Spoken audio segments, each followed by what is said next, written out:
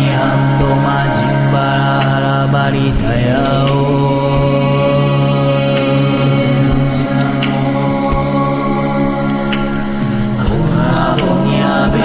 Jano makabodara maniando majimbara baritayao.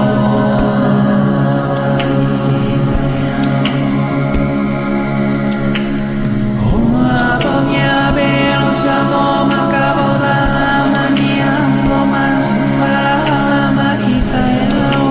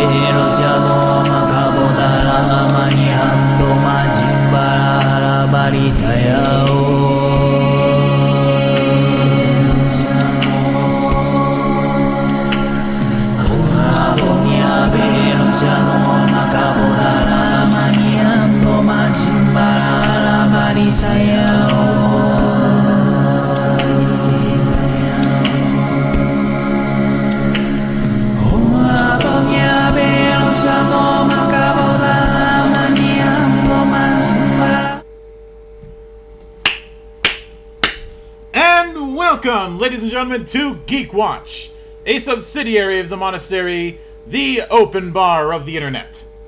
I am your one and only gaming monk, better known as Mildra, and with me I have two of my good brothers here in the temple. Ha ha ha ha! We have our resident alchemist and the man who plays a doctor on TV, but he is not a doctor. Good brother Novell. I am here. And the man who will probably plus ultra so hard that he breaks his mic again. Good brother Xanatrix. Let me tell you the story of how I became the greatest hero. You rewrote the dang thing? Yeah.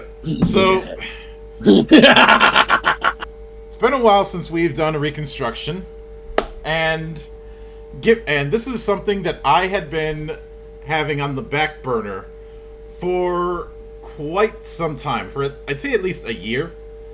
I know that we first started talking about possibly reconstructing Hiroaka when it finished, when I first told you that I dropped the series because of fucking Kohei being a hack. Yeah. I had said at the time I would consider Hiroaka for a reconstruction treatment after the manga finished. Well, earlier this month the manga finished, so what time but now to strike while the iron is hot? But jet fuel can't melt steel beams, Lunk. No, but sheer rage can. It can easily be reheated in the microwave of evil. Now, I will note, in the interest of full disclosure, this particular episode is the first episode of GeekWatch that has a sponsor.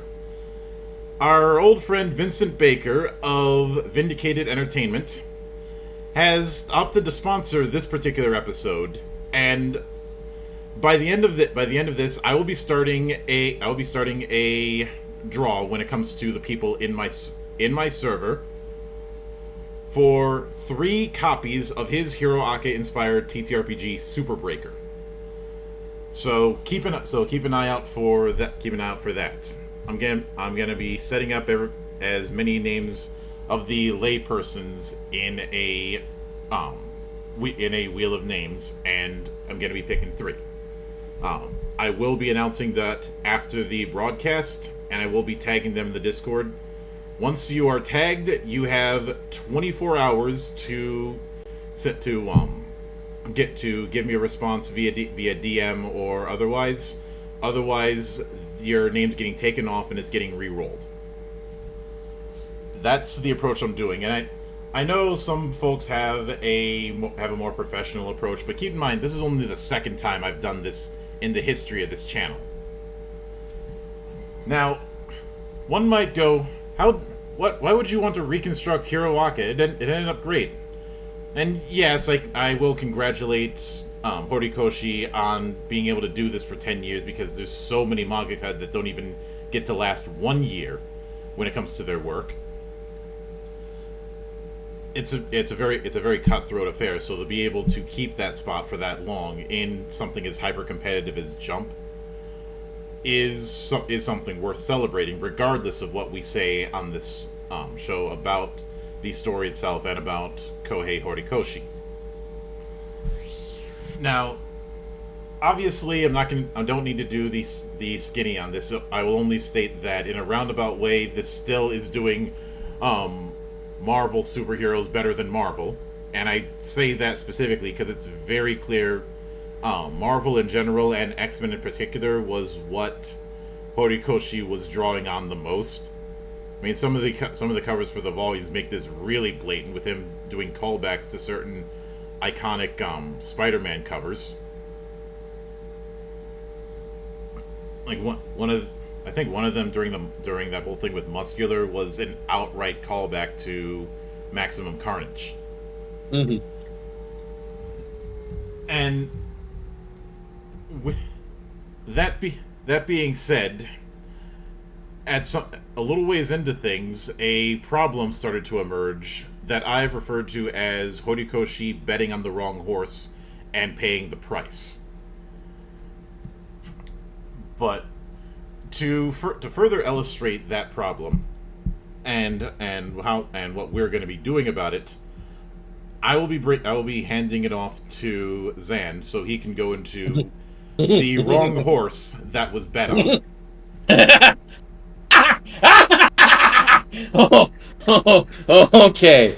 So, much of the story up until the point that I'm going to get to is actually quite compelling, has fantastic character development, has a great world building. There are many things to laud Hiroaka for. Until the hospital raid arc. Now, what's the hospital raid arc? Some people may ask. They may not be familiar with, and I'm not using official arc names.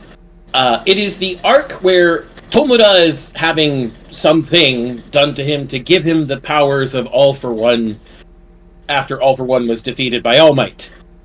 And the doctor who is doing this work upload or whatever you want to call it specifically tells Tomura, by the way, this entire process once started cannot be interrupted. If for any reason it is interrupted, you will be comatose for the rest of your life. We will not be able to bring you back. And I was like, ooh, those are some stakes. Maybe those stakes will be used because Chekhov's gun is a thing. And so we get to the hospital raid arc where the heroes have found out where these people are and they want to stop it before there's a second coming of, All for One. And they actually succeed. They knock Shigaraki out of the tube he's in and interrupt the process like 70% of the way in during the raid. It is also during this raid that one of the best girls, Mirko, loses an arm, which is fucking ludicrous. Why would you do this, Kohei? But I digress. And I was actually happy to see that Shigaraki's consequences finally came home to roost. Unfortunately, these stakes are a medium, rarely well done.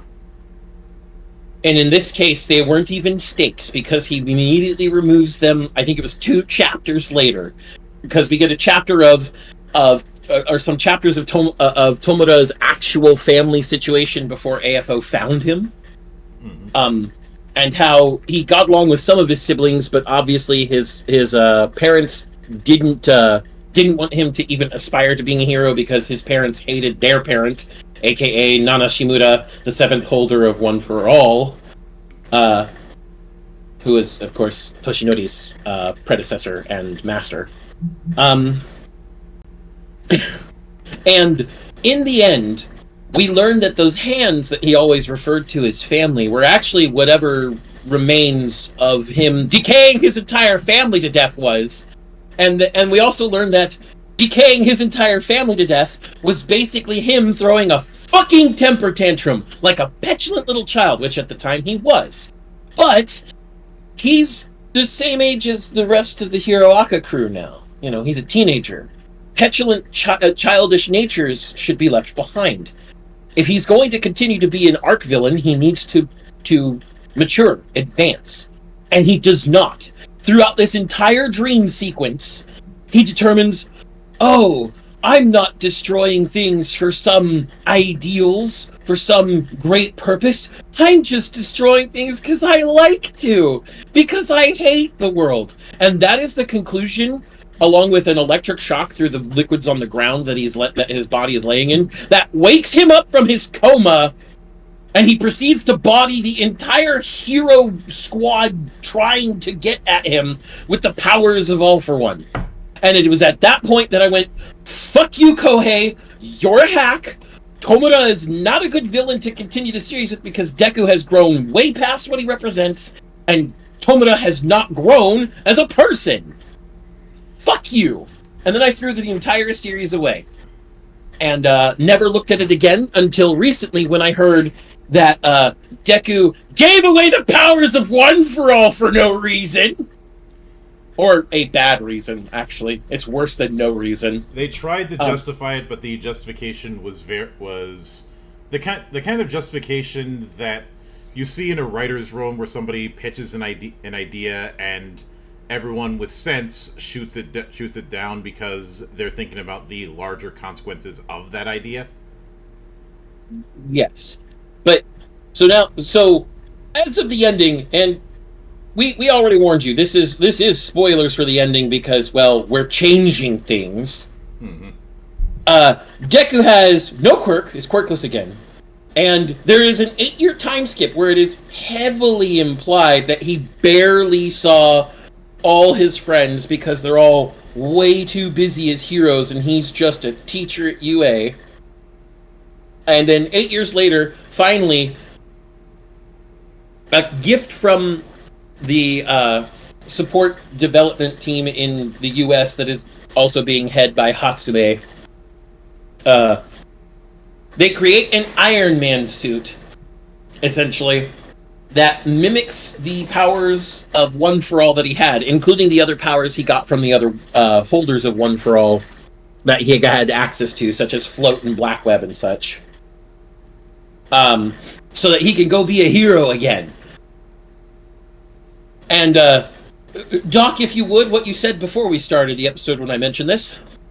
Look at what they need to mimic a fraction of our power. Thank you, Doc. Doc is great, by the way. He does some fantastic impressions. We always love having the Doc around. All twice. Hey, all twice on GeekWatch, but, you know, you're around in our hearts a lot more. But, fair enough. In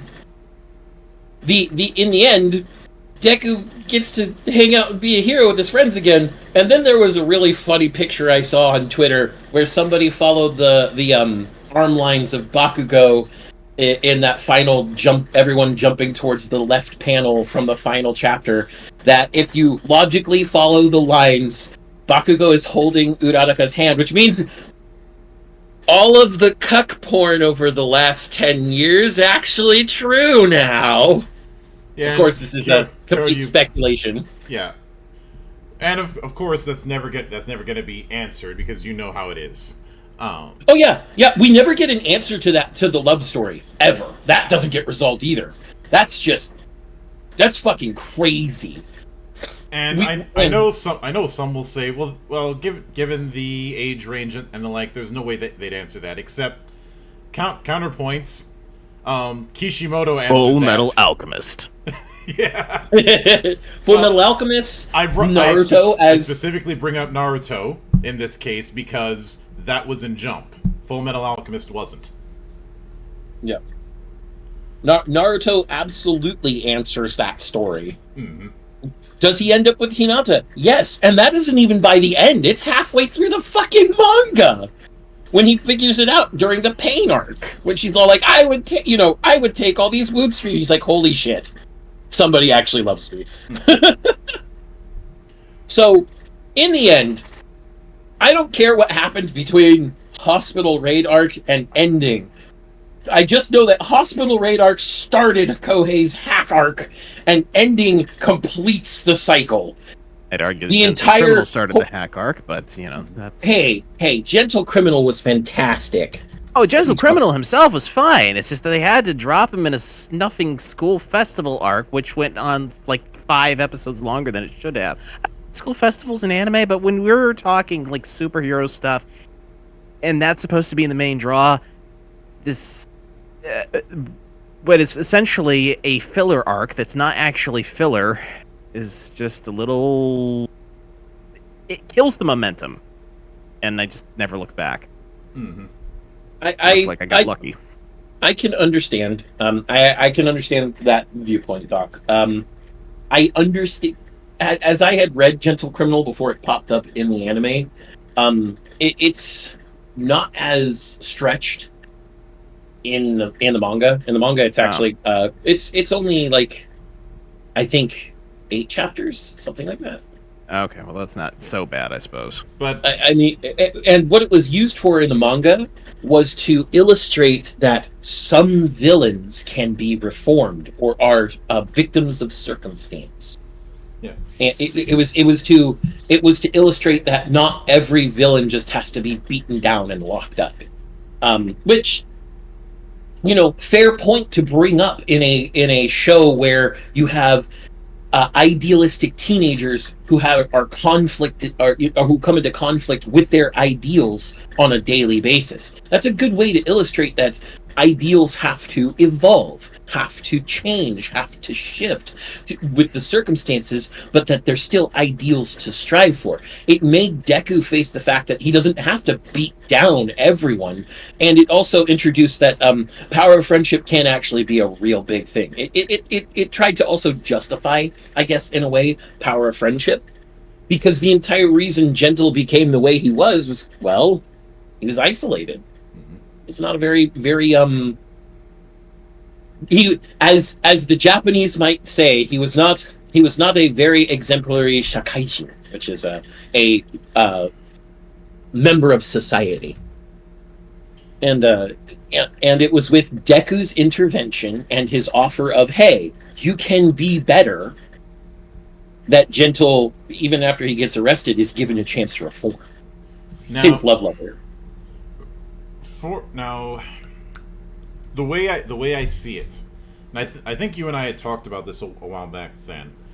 There was the intent to try and have this idea of Deku and Shigaraki being thematic opposites of each other, both being successors to the two strongest powers in that world, all for one and one for all. Mm-hmm. And the problem with that, as you said, one of them evolved and the other doesn't. I have seen some try and argue that Horikoshi was trying to make Shigaraki into a kind of Joker-like nihilist. Here's the problem with that, though. That is essentially trying to put a DC character in a Marvel story. As I said at the top, it's very clear that one of the biggest inspirations was 90s Marvel, and it is very, very blatant. Now, one could argue that All Might, as the symbol of peace, feels more like a DC hero, but I'm speaking in broad strokes here. Especially in regard to 90s X-Men, putting aside some of the weird stuff like the Dark Phoenix and Apocalypse. Well, I'm not getting into that because thinking about the Dark Phoenix arc makes my head spin, and I've read through that arc. And no, I have no plans on reconstructing that arc, much in the same way I have no plans on reconstructing the Clone Saga, because I don't have enough alcohol to survive that. But the point is that the reason why something like the Joker is able to work is having a sufficiently strong opposite who is just as a inflexible a figure. But this is not that kind of story. This is meant to be a story of growth, not a story of a reflection of virtue. There was a comment a long time ago by someone, I can't remember who said this, about how Marvel makes characters you can relate to, DC makes characters you can look up to. And while that's not a universal affair, it is largely the case throughout a good amount of things. But because of that difference, it's one of those things that you can't really shift from one to the other back and forth. You've got to be in one lane or the other. Actually, there could be a way to make using both of them work, but that is have the previous gen of heroes and villains be more DC style, and have the new gen with Deku and his classmates representing the Marvel type. Unfortunately, we do not have that situation, and even in that, you'd have to be threading the eye of a needle. Yeah. And because of that, trying to make Shigaraki work in that antithesis sense was never going to work, because as long as you keep one of them static while the other one is evolving, it is doomed to ultimately meet a failure, especially if you keep insisting that this is supposed to be the guy. The harder you insist on that, the the more sour an audience is going to be to it. There's one way it could have worked. One way. And it would have resulted in Tomura not being around very long. Because there is a conflict between those who evolve and those who don't in many stories.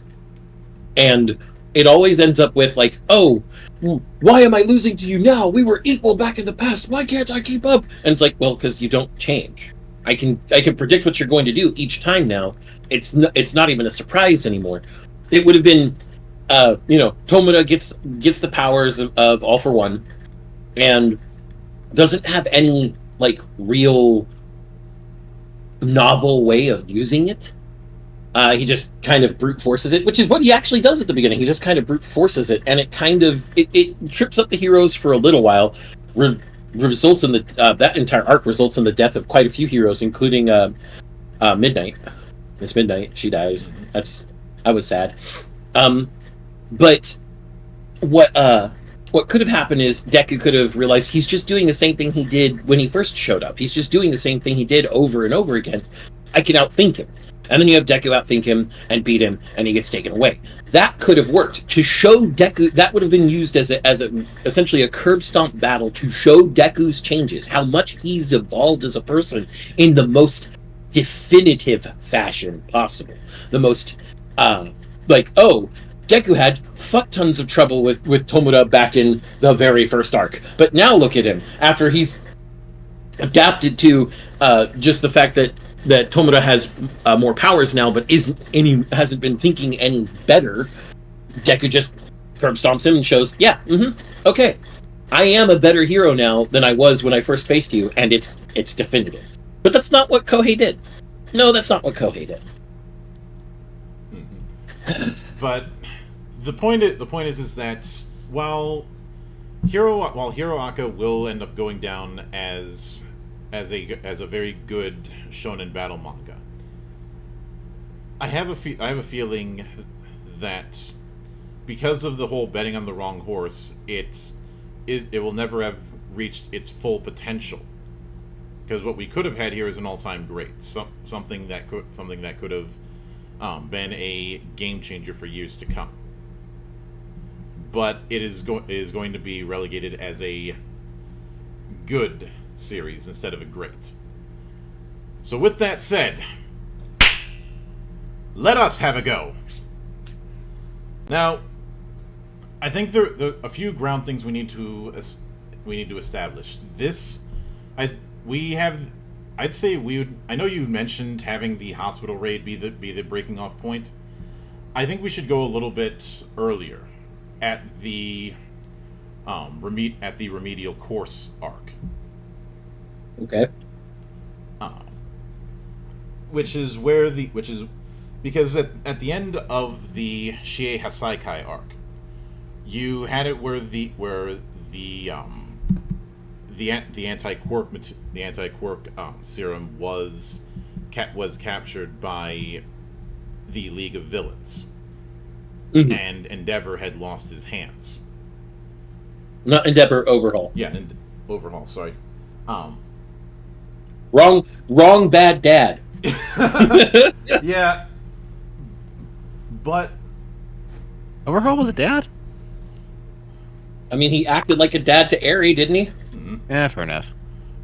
But I think the first thing, the reason why I'd want to do it there is to have a juxtaposition between the remedial course and the fact that Endeavor is having his discussion with All Might and setting the seeds for his eventual face turn, I guess, or the starting point of it. And, I mean, Endeavor starting to improve was actually a really good plot point that I never got to see the end of because, Kohei. Yeah. And that talk was about what does it actually mean to be the symbol of peace. And Endeavor realizing that he had been looking at his one-sided rivalry with All Might completely wrong. Because All Might was never looking at it like a rivalry. He never looked at it as a rivalry, and Endeavor by this point has more or less been appointed the #1 hero and is completely uncomfortable with it because he spent years trying to catch up to the same level of All Might, and now that spot is just handed to him. Essentially, he has everything he wanted, but nothing the way he wanted it. And Troubled Cat points out NG's development was a bit of masterful writing that we should have gotten for the series as a whole. Yes. Yes. Now, as far as the whole thing of how to get Overhaul gradually back into the picture and laying the seeds for that. The two things that need to be addressed is him getting his hands back in some form, or just getting new hands, as well as the fact that the anti-quirk serum is in the hands of the League of Villains. And it sounded like you, Zan, had a way to address this issue in a way that would make sense within universe. So, in universe, Overhaul developed the anti-quirk serum out of Ares' time reversal powers, or state reversal powers, I guess is the better way to put it. Her quirk.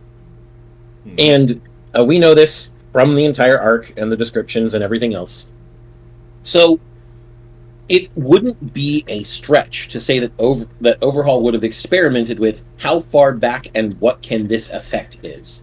Because there's no reason not to experiment with what it can do, because not only could you, say, remove the quirks from a hero and thus make it easier for villains to thrive, but what if you could have villains who, oh my god, a hero just broke their arms and back and now is taking them in, but all of a sudden their arms and their back are working again for no reason because, we made it so that it specifically targets the physical state of a person and reverses it to a certain point.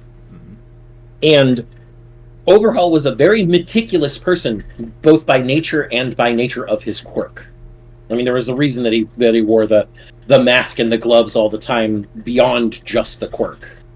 And that meticulousness lends itself to him creating variants of the anti-quirk serum as other methods. And that meticulousness also means that he would have a way, somehow, he would have planned it, plotted it somehow, to at least have some sort of ultimate backup on himself. I believe one of the ones I was just briefly spitballed was he has a false tooth that has some sort of restoration serum inside it. It basically reverses his body to what it was like a week before or whatever. And so while he's being transported to the prison, we know that the prison blocks quirks somehow. But it doesn't mean that it would block a serum made from quirks, which would confuse the shit out of everybody once he gets his arms and everything back. And it also doesn't mean that he would necessarily need anyone to help him get out, because, well, there's still going to be attempts to break into the prison to break AFO out, even if we get rid of Tomura as a person. The other villains were planning to try and do it as well. Tomura was just the one who led the way because now he had the powers of All for One. Would you have it that Overhaul manages to do his breakout before he's even put in Tartarus? That would make the most sense, I think. Like, he gets his arms decayed off by Tomura, and he's being taken. But while he's in transit, he faked up his freak out and everything else, and then while he's in transit, hidden inside the vehicle, he just goes, "Ha, idiots," and cracks open his fake tooth to take the serum, gets his arms back, uses Overhaul to get himself out of the van and away, mm-hmm. and then it gets blamed on the League of Villains. Which, I would say that ends up causing a manhunt with a lot of heroes looking for the League of Villains, which puts them on the run and basically temporarily writes them out of the picture. It writes them out of the picture temporarily. We still need a way to write them out of the picture permanently, or at least Tomura.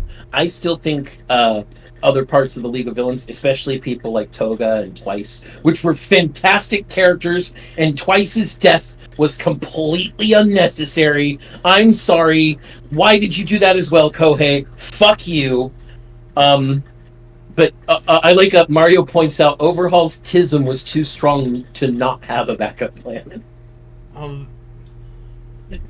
Like I said, he's exceptionally meticulous, very, very detail focused, down to the last line sort of person. So, yeah, he'd have multiple backup plans, I'd say. The other thing is, Overhaul very much has a goal. Yes. His particular goal is the restoration of the Yakuza to power. Because with the advent of villains, Yakuza families and the like ended up losing the amount of impact that they could really have, because they were completely overshadowed by villains with quirks. Mm-hmm. I also think that at this point it would be him accepting the fact that the Yakuza needs to accept many more quirked people if they're going to have any chance. And I would say in regards to that,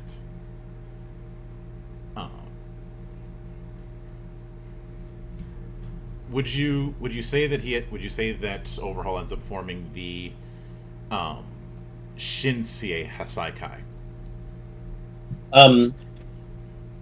No, I don't think he'd use the same name. I honestly don't. I see Overhaul abandoning the name because he's abandoning the original ideals of his master from the Shiei Hasaikai, and he would instead come up with something more suiting for the new vision he has.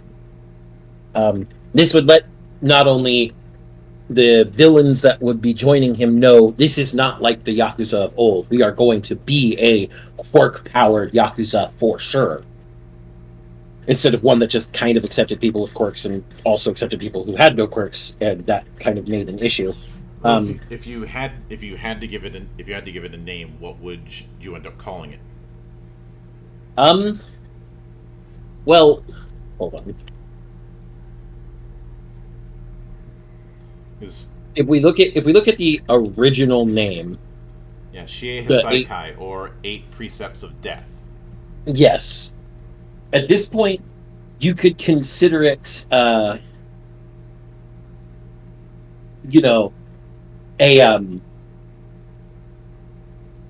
it's all, everybody's died or been captured. Everybody has gone away from it. They are no longer the precepts of death. They've already died and gone to hell. And if he's going to go to hell, he's going to accept that, well, if he's in hell, he's going to be the king of hell. So the name would have something to do with Enma, the king of hell, or something of that nature. I don't know what an exact name would be, but if I had to give it a rough one, the Hellbound Throne, because they're going to lead everybody. They're going to lead all the Yakuza as this quirk run Yakuza. They are the throne all others must bow to. And it's appropriate to use Enma in this because, well, Enma is meant to be the judge of where you go. Yep. Although, should we go with Enma or Yama? I would rather go Enma because Yama is... Makes me think of Yamaha pianos. Or a mountain. The big thing is that Yama is technically a Chinese name, whereas Fair. Enma is very specific to Japan. But besides, with the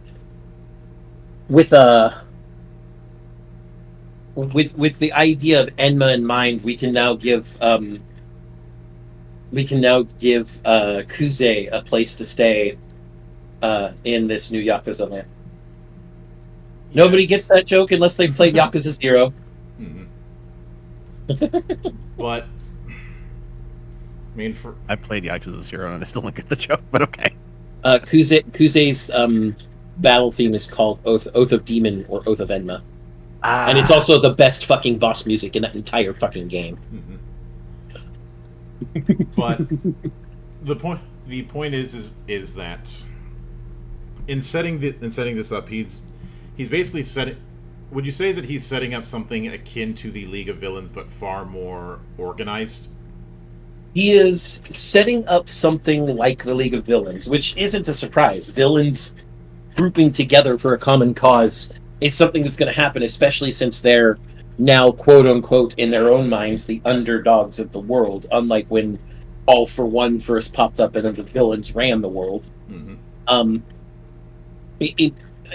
Comparing it to the League of Villains is surface level.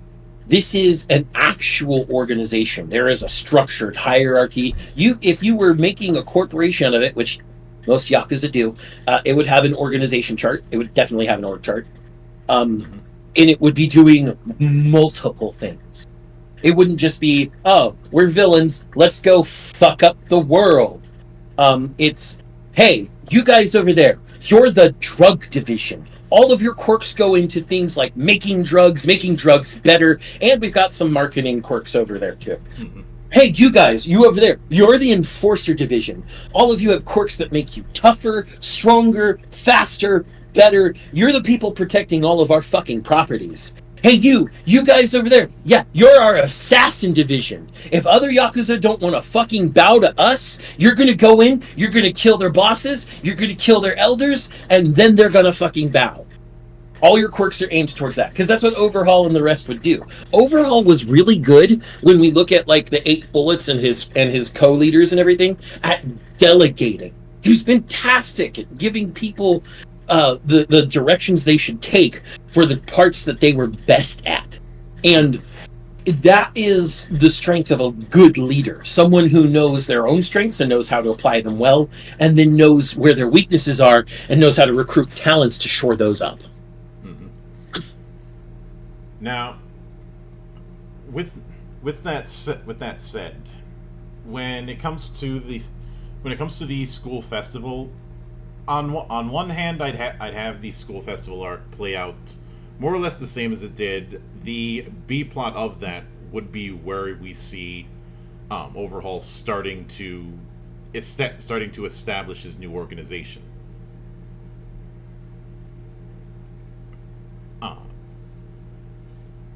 And because of I would even go so far as to say that that when it comes to dealing with people who aren't willing to bend the knee, he ends up using his quirk to rearrange them to send a message. That message is very simple. Either bend the knee or end up like this guy. He's basically not against full-on villains yet, but he's doing essentially hostile takeovers with other Yakuza families. Yeah, absolutely. Basically, trying to shore up his power using just the little things, because going up against full-on heroes would be a terrible idea at that phase. So he's trying to shore up his resources the way any leader's going to. And to the extent of that, you could have him make some remark about how grateful he is that all of the attention is on the League of Villains right now, because it means he can move around with not much of a fuss. I mean, it's not brazen about. He's not going to be brazen about it, but he has a bit more freedom of movement because the attention's not on him. Mm-hmm. And of course, after that was the pro-hero arc, and that was where you had that whole public announcement of him being the of Endeavor being the #1 hero. Now, as far as the whole new type Nomu that shows up, and I unintentionally phrased it like that, the one that was known as Hood. Yeah. The high-end Nomus. I think the appearance of Hood as and the appearance of a high-end Nomu is a natural escalation of the threat. It's just a matter of figuring out who sent it.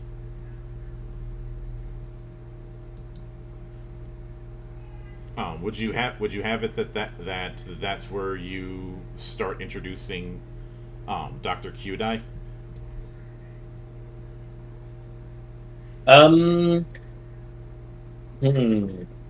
Since Kyudai was the one who was making the high-end Nomu. I remember. He's the same doctor that leads to, well, the worst ass pull in all of Hero. Yeah. He also ends up looking like a poor man's Dr. Eggman, but we won't get into that. Something.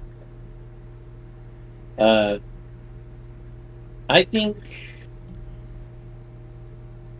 we could still use Dr. Kyudai for that, yeah. I think that's still worth it.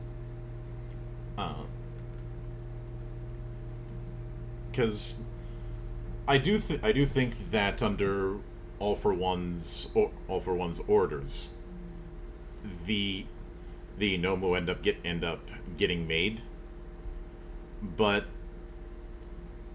I do have a feeling that somebody like him, who's only concerned about creating a quirk singularity, would attempt to play both sides. I.e., him double dealing with both All for One and with Overhaul. Yeah, absolutely. If Overhaul's in the picture and manipulating things by the scene enough that League of Villains knows he exists and they have to deal with him again, I'm sure, first of all, Tomoda would freak out. But I melted off his arms! He shouldn't have been... I'd be like, yep, throw a tantrum, little tantrum thrower. Go ahead. Every freak out is only going to be that much more sweet when we kill you. But there would be a freak out because, well, the times that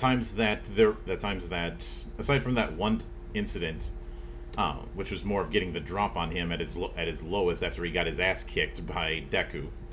Mm-hmm.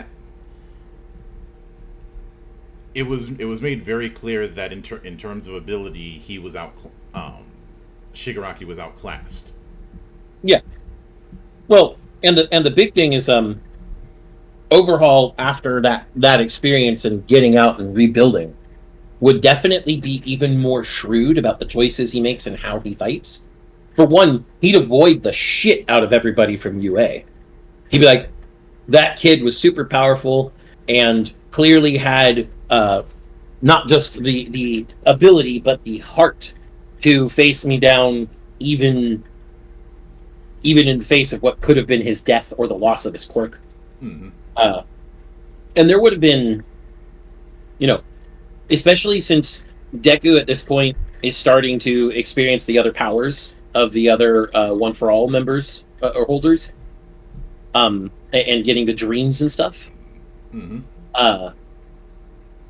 As he starts getting more quirks and is handling multiple quirks. First of all, if any of that news ever gets out, and it would, there are spies from the bad guys, and especially probably spies from our new Yakuza. It's going to also get back to Dr. Kyudai. So Dr. Kyudai now knows that there's a third avenue for perhaps making a quirk singularity. And I know some might say that he wouldn't betray all for one because he's fanatically loyal.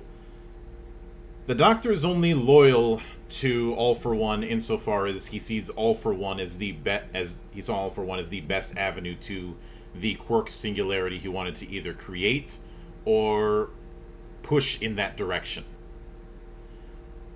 But if a better option comes to him, he's going to take it.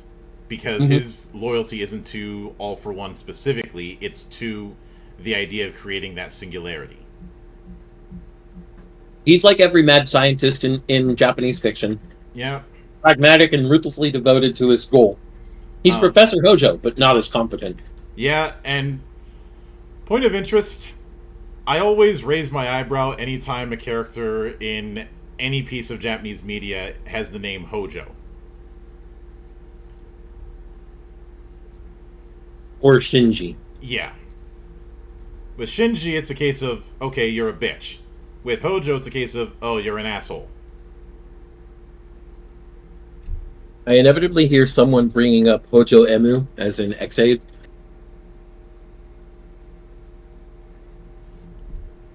Which is...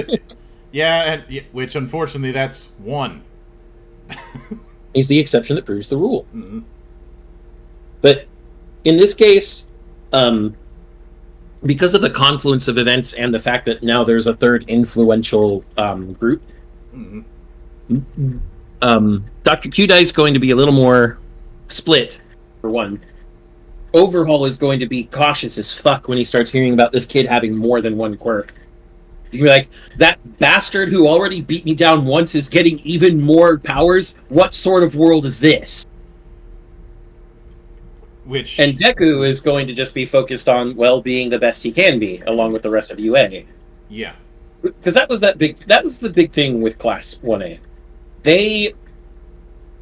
Their whole thing was, they weren't so focused on beating down the villain. They were focused on being the best heroes they could be, in whatever fashion that was. Mm-hmm. Which is why even Mineta fit in, despite the fact that I fucking hate him and wish he wasn't there. Although, like, perverted joke characters are funny when you use them sparingly. Even Master Roshi only acted like a pervert every so often. Mineta just lives that way, and it's jarring. Pretty much. And I would say that the Hood, the Nomu that got sent out was more of a experiment. Mm-hmm. Granted, everything that the Doctor's doing is going to be an experiment. But in this case, it's one that was not meant to last all that long. Yeah. And of course, the big thing to take out of it is a Nomu that can speak. But after that, of course, was the joint training arc, which was largely that battle that reintroduced Shinso as part of the hero course. Who was another person who ended up with a significant development arc that we never got to see the full extent of, for reasons we've already established.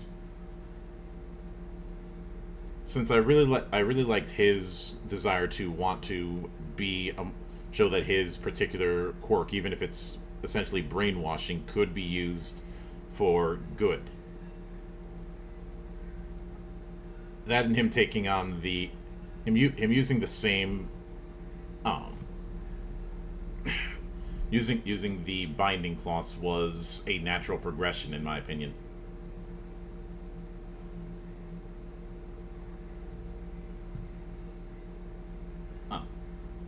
You know, the same one that Eraserhead uses. Mm-hmm.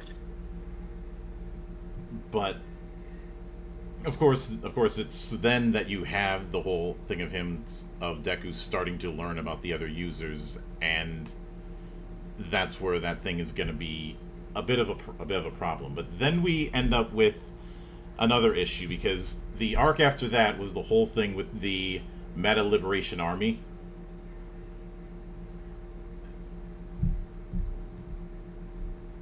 Which was supposed to be the coming out party for Shigaraki up against Destro. Mm-hmm. So there's the issue of, does that mean that we now have 4 villain factions to contend with?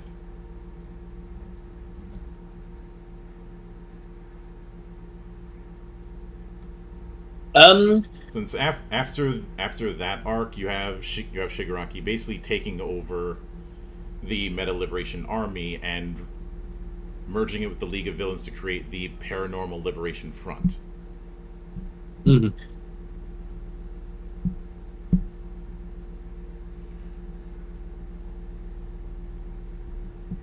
The approach that I'm considering, and you guys can shoot it down if you'd prefer, is that All For One is told to go through this, told Shigaraki to go through that challenge to be the final test to see if he's the proper successor. However, the thing ends up a bit more complicated because you have the Meta Liberation Army doing their thing. In the meanwhile, Overhaul wants to make his move and basically grab the large amount of resources that the Meta Liberation Army has, essentially turning that arc into a 3-way fight.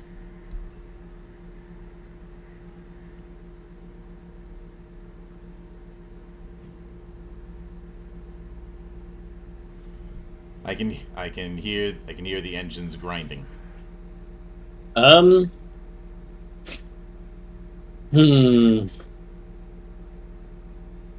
What idea did you have?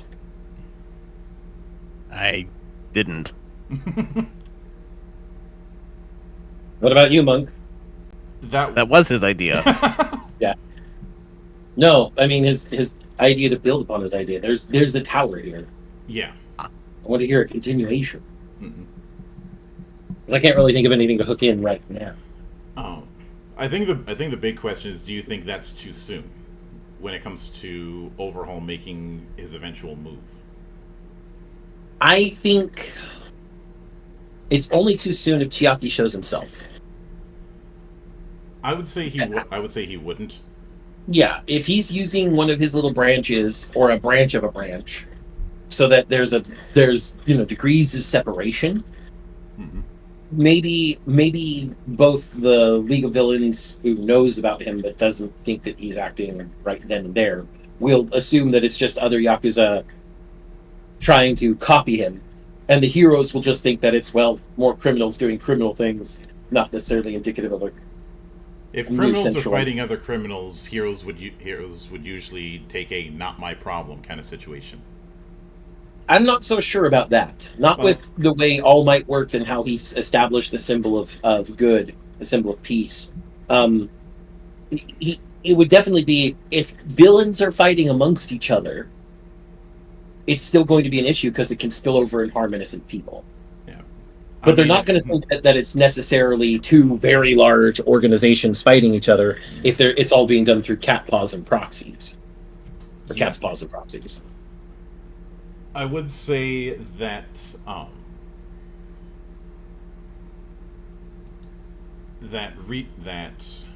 Redestro does end up making the move, because the thing about it is, with the Meta Liberation Army, is that they certainly have the numbers, they certainly have a particular drive when it comes to following in the footsteps of the original Destro. Mm-hmm. But the thing is, they are far too powered by belief, and specifically belief in essentially a dogma. They are a very dogmatic organization. They're religious zealots without the religion. Mm-hmm. whereas the League of Villains has certainly has had villains who have developed into some degree of skill, but there's no real direction. Yeah. The League of Villains is a hodgepodge of powerful people who don't really have a hierarchy and thus can get in each other's way constantly. Mm-hmm. Destro and the MLA are ostensibly an army. I say ostensibly because, well, once again, looking at our new Yakuza, that's an actual organization. Has a hierarchy, has the right people in the right places, because Overhaul is a fucking 5D chess master. At this point, I'm going to say that Overhaul would probably have been had the way you say it sounds like he's not far removed from Moriarty. I wasn't going to go with Moriarty, Monk. I was going to go with Xanatos. Always finding a way to get a benefit for him, even if he loses. Because after the defeat with the Shie Hasaikai, he would have known that it was due to haste and poor decisions. So now he's doubly careful and double checks. So if he can influence things in a way that it benefits him and also doesn't reflect back on his new organization, he's going to. He's going to use whatever cat's paws he has to rile things up, especially if he sees that someone else started it, so that way he can take advantage of them being the primary target. Mm-hmm. And hello there, Nacho. Welcome to the party. So,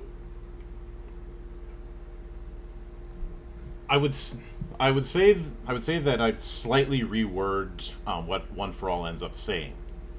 And if you go to this place and do this task, my true successor will be revealed. The reason why I'm phrasing it that way is with everything that's going on, All for One is obviously trying to make a successor, but because that's the focus, there's no reason to believe that he should consider Shigaraki to always be the successor. It's not like that there's any loyalty on that front. Well, what's really telling about AFO's writing is that when he first meets Tomura, and after he's decayed his entire family to nothingness, he doesn't think of Tomura as a successor. He just thinks, oh, this kid's a broken person that I can easily manipulate to do the things I want him to do, which is what he does. Mm-hmm. So that unless he really paid special attention to Tomura, which there's an implication that he actually really didn't,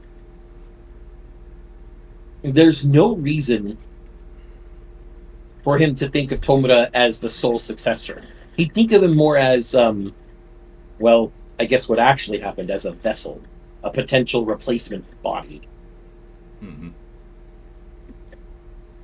And that would probably be the case for most of his successors. They'd all be just, actually, I'm not trying to make a successor, I'm just trying to get out of my wrecked fucking body. Which he, according to his wiki page, actually does with the rewind drug? What? It does, but it ends up working too well. He regresses himself into non-existence.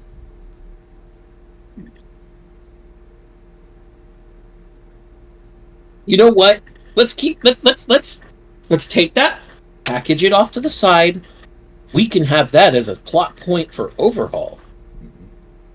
Overhaul can be the one that defeats All for One. But I would say at the end of that three-way fight, instead of the Paranormal Liberation Army being founded, you have You have essentially because Shigaraki is far too focused on not seeing the bigger picture. He ends up being taken out of the picture, and the remaining factions are absorbed into Overhaul's army.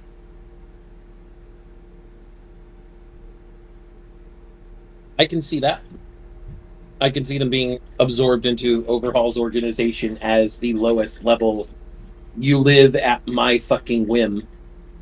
He would probably have had somebody with some sort of quirk that basically poisons them, and only he has the antidote. He's like, you're going to work for me. If you don't work for me, you don't get a dosage of the antidote that keeps you alive. And then you die. Because he's not going to trust anybody he hasn't handpicked himself. But he is going to use whoever he can. Would you say that he'd have a slightly... He probably has the lowest opinion of the League of Villains, obviously, but would you say he'd have a slightly higher opinion of the MLA? No. The MLA is too dogmatic. They're too zealot. He is a zealous person for rebuilding the Yakuza, but he's not a zealot. He's not blinded by ideology, because otherwise he wouldn't be able to change as a person. Mm-hmm. Which, we've already done. He would, if he were to go for this, look at the League of Villains as useful dogs, soloists. Like, he can say almost suicide group. I'm trying not to say the words because, those words are copyrighted, and we don't want Marvel shit-canning this. DC, I mean, DC shit-canning this Marvel rip-off stream. But no, we he'd send them out, maybe in maybe one at a time, or in the case of Toga and Twice as a pair, because they never go anywhere without each other anymore. Mm-hmm. Just to send them into what is probably nearly impossible odds, and many of them would likely die. Some of the more important ones, like Dabi, who has to exist for certain things, I guess. I don't know. Are we even going to care about Dabi and the entire Todoroki family? I think, because that's key to Endeavor's redemption arc. We need to keep him? Yeah. Okay, so people like Dabi, or people like Twice and Toga, will likely survive their impossible odds repeatedly. Mm-hmm. But some of the other members of the League of Villains that we don't really give too many shits about are going to die. Whereas the members of the MLA, he's going to use his grunt troops, and he's going to disguise them, 3 layers down as some small punk yakuza of one building group, so that if the heroes do investigate it, it's like, it's just some idiots who idolize the yakuza and decided to try and make their own. Mm-hmm. They're never going to get close to his important core structure. They're never going to get close to his important people. They're going to be handled by a handler of some sort. In fact, if I'm being really honest here, they're never going to know they work for Overhaul. I'm guessing that everyone else would refer to the boss, i.e. Overhaul, as the boss. Either as the boss or as Enma. Or as Enma, yes. Well, in fact, it would probably be Enma Oyabun, Boss Enma. Mm-hmm. Which, of course, just gives people the idea that they're working for the King of Hell. But he's going to use cat's paws handlers, intermediaries, because Overhaul knows that the moment his face is known to be out there again, is the moment that he's going to have heroes breathing down his neck. Mm-hmm. And especially that one kid that fucked him up. He can't have that kid who fucked him up. He's going to have a bit of a complex about Deku. Just a small one. Are you saying Deku's going to be his berserk button? Deku is going to be his berserk button and heart demon, for cultivation terms. Mm-hmm. Basically, the more famous Deku gets, as the fact that he can use multiple quirks is revealed more and more, and they're all very powerful things, and he's taking out huge villains and huge villainous forces, and this is the story of how Deku became the greatest hero ever. That's what you said at the beginning of the fucking series, Kohei, and then you end the series of, this is the story of how we became the greatest heroes ever. Fuck you! This is not communism! We are not giving free helicopter rides.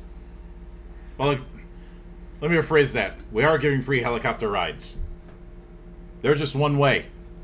For you. That is the This was supposed to be the story of how Deku was the greatest. And you make him stop being the greatest on purpose. Couldn't they have just had him get old and therefore pass down the powers later? That's all we asked for, really. We asked for not even answer that passing question. the torch. Yes. It is a case of I think I talked with you about this in the past. It's a case of some writers don't fully understand the hero's journey. Like you can't just stop the hero's journey halfway through. Well, and this actually, so I understand what part of the hero's journey he was trying to get, which is the journey back from the underworld into normalcy, but you've been changed forever. Except that is not meant to be literal. Your change is meant to be, intangible, but also indelible, something you can't get rid of. A change that permanently marks your perception and you as a person, so that even though you've returned to normalcy, normalcy does not return to you. Mm-hmm. By Deku giving up, by Deku giving up One for All, you have literally reversed the hero's journey. It went backwards. Look, there's the reason why I get on Voyager's case every time they hit the reset button. And yes, I will Voyager will always be an evergreen joke because I will slander that show every opportunity I fucking get. It's only because he wants Ben Sisko to punch everybody in the universe. And? Who hit me? Picard never hit me. I'm not Picard. Mildred can only say that because he's black. Fuck off! Ha! But yes, I will freely admit that Voyager is my whipping boy, mostly because it had everything going for it and it pissed it all away. And I do mean everything. But getting back on the rails, with the Endeavor Agency arc, I wouldn't change much about that because that's where a lot of the problems with the Todoroki family are revealed in full. Especially, it's also probably one of the best. In my opinion, it's one of the best interaction arcs we see between Endeavor and some of the main characters. Mm-hmm. Because with that whole the reason why I have a soft spot for Endeavor's attempt at redemption is his family outright despises him for all the stuff that he did, and he is well aware of that, and he doesn't try and contend it or try and whitewash what he did, but he accepts that he fucked up. Yeah, but he is trying to better himself. And if someone like Shoto, a kid whose face got burned by his mom because his mom was traumatized by his dad, can forgive his father, then you know Enji is doing something right. Mm-hmm. Also, Troubled Cat brings up something that I think we already commented on. Yes, Deku did know people that could turn him into Iron Man. And after an 8-year time skip, they finally remembered that Deku existed and turned him into Iron Man. Yeah. Now, since we've fucking years! The next arc was the Paranormal Liberation War, and that was where you started to have a confrontation between the heroes and the PLF. But since the PLF doesn't exist and it's now just a part of this massive organization under Boss Enma, I think the context of how that happens should end up changing. I'd say the big thing is that the confrontation with Boss Enma's organization is done, but the rug is pulled out from under the heroes because this was just a cell, you idiots. I'm not gonna reveal myself that openly. So the thing here is that while I think that, yeah, this confrontation with this part of Enma's organization, Enma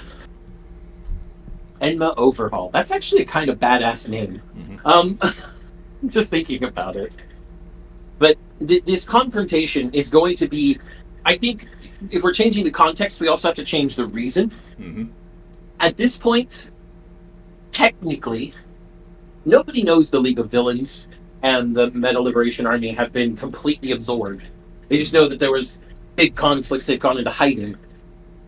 And the PLF obviously won't be called the PLF in this particular arc, but they will be called some sort of primary group combination of some sort. And the reason Overhaul is doing it is because he realizes, shit, now that the League of Villains and the Meta Liberation Army aren't there to act as a smokescreen. Yeah, act as a smokescreen for me. I'm too close to the heroes, and I'm not ready yet. Because remember, this Overhaul is now, like I said, twice as careful, twice as thorough, twice as meticulous, twice. Do you think around that time, All for One would approach him? I do. I do think that All for One would probably come to him and be like, yo. And of course, All for One being All for One, already a mythical figure and someone who would probably be really easily find out that Overhaul's this new leader, would approach him. And I think that Overhaul would actually keep him at arm's length. Because sure, he's this mythical figure, but he's also a magnet for fucking trouble. Anywhere All for One goes, trouble follows.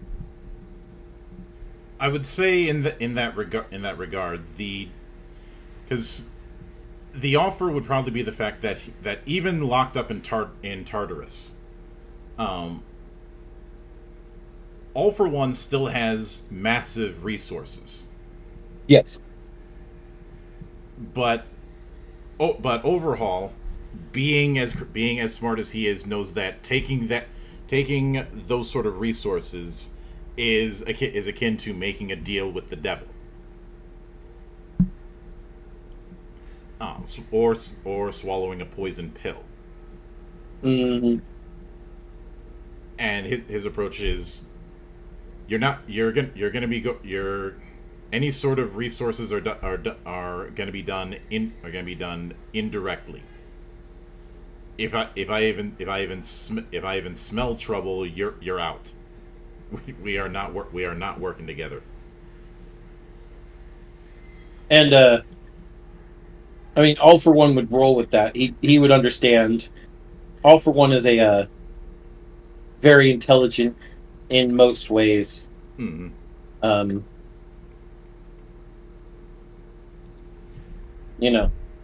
And because of that, you have the two sides. At most, their attitude towards each other is business partners. Yes.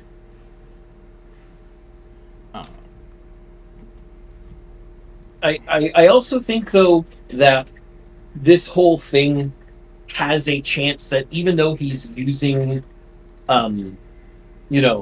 what we've changed the PLF conflict into as another smokescreen to keep the heroes off his back, mm-hmm. I think that this is actually one place where no matter this, make the plan, execute the plan, expect the plan to go awry, throw away the plan. Mm-hmm.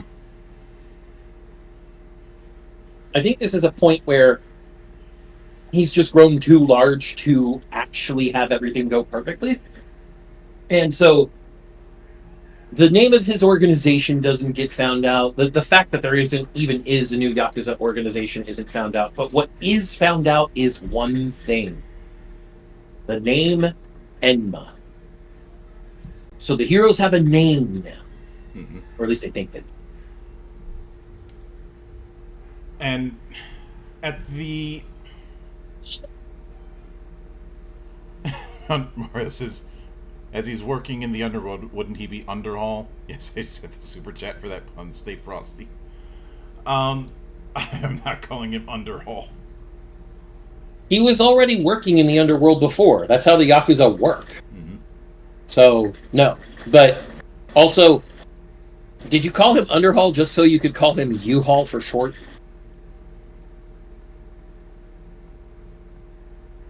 He wants to make a pun. He better understand that he's dealing with the best. Yeah.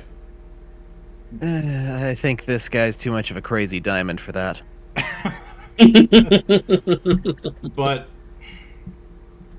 in the start of the next arc, which is the start of the final act saga, you have that whole thing of Izuku leaving UA to basically start acting as a vigilante to try and track down the remnants of the League of Villains. But if I'm being honest, that whole Dark Hero arc, that was where a lot of the momentum was lost.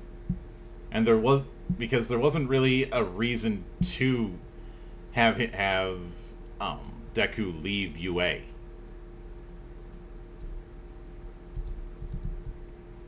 See, I don't know anything about that arc, so you're going to have to contextualize for me. Essentially, in the wake of because the Paranormal Liberation War ended up going disastrously, and there was the fact that if I recall, you had a whole disaster area when Shigaraki reawakened, and there was the fact that I believe around this time, I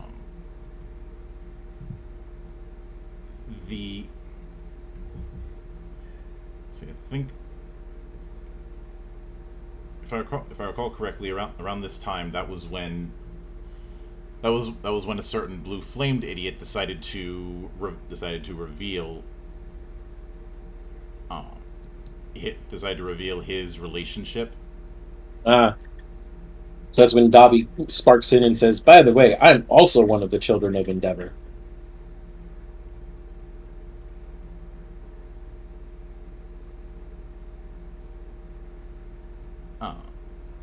Now I could be misconstruing things, but point is, because we've had that war arc basically be a smokescreen that just reveals the name Enma.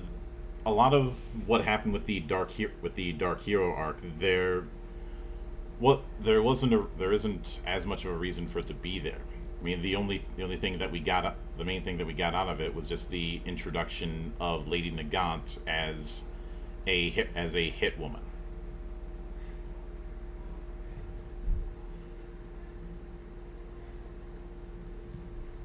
He named her after one of the best old-style rifles from Russia.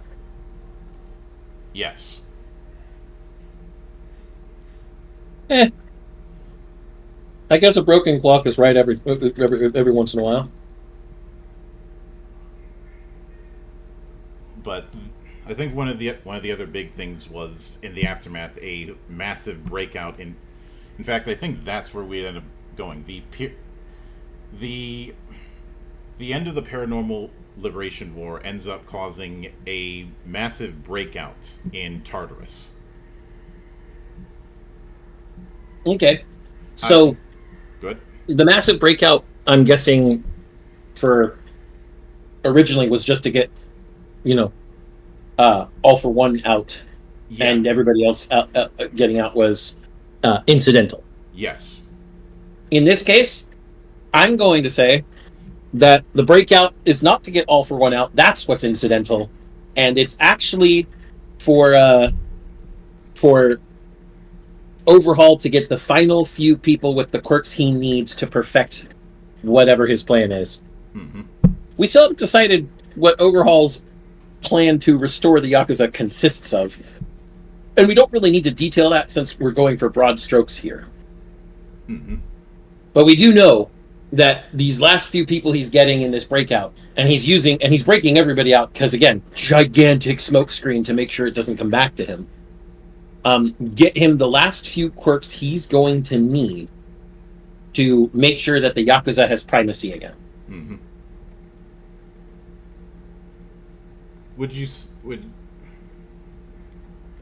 I would say that in the midst of that, One for All does get out, but there's an implication. I mean, All for One. Yeah, that All for One does get out of prison, but there's an implication that he's not just going to be able to roll into Enma's headquarters and be welcomed with open arms.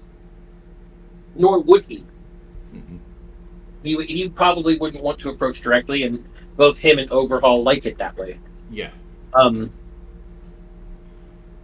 He gets out as, like I said, it's incidental, and honestly, Overhaul thinks to himself, if that beacon of trouble stays the fuck away from me and keeps the heroes off my back, so much the better. Mm-hmm. But it also helps us set up Rewind Drug kills All for One from Overhaul rather than from other things. Yeah.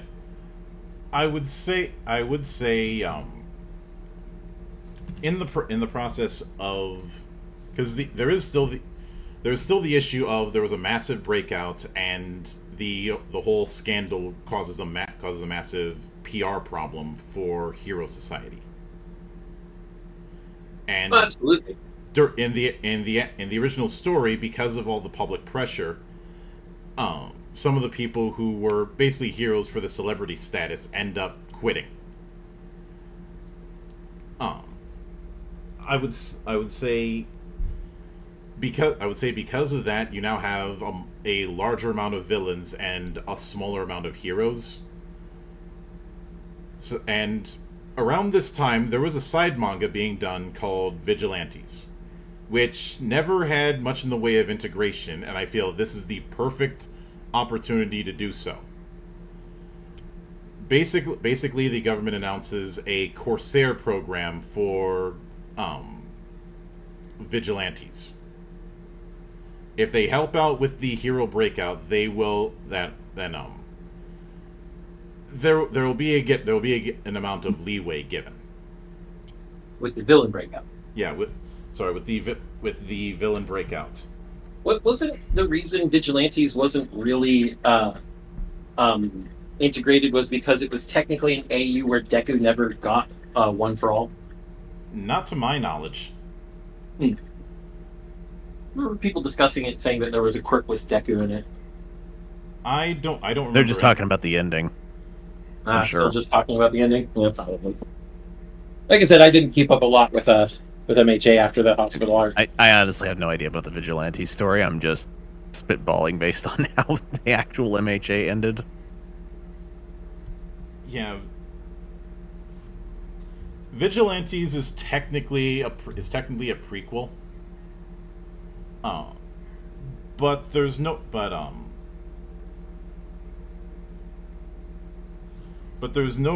reason to say that Vigilantes couldn't integrate with the main story, and this would be a way to kind of introduce the concept.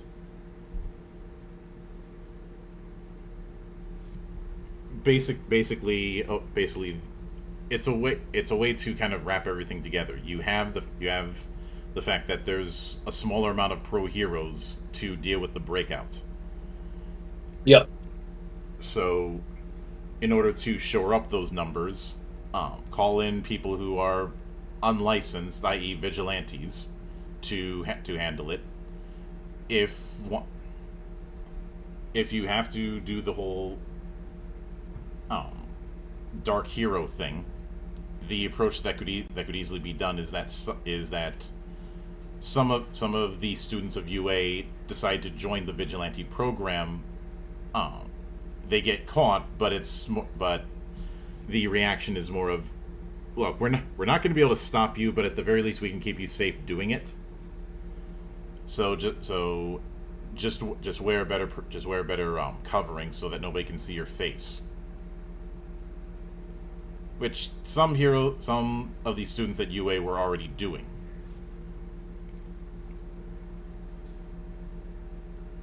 And in the process of this, that's where you can have that whole duel between Deku and Lady Nagant.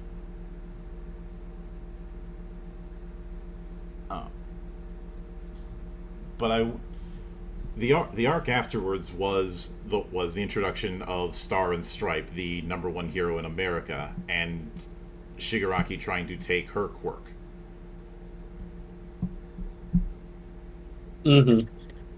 But Shigaraki ain't around no more. Yeah, and I'd say Enma would want to have that quirk at least.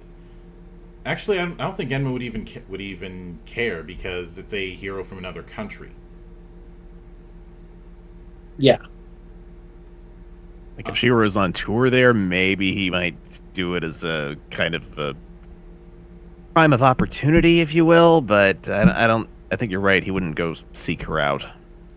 He wouldn't seek her out, and on top of that, it would only be if the opportunity was both good enough and didn't reflect back on him.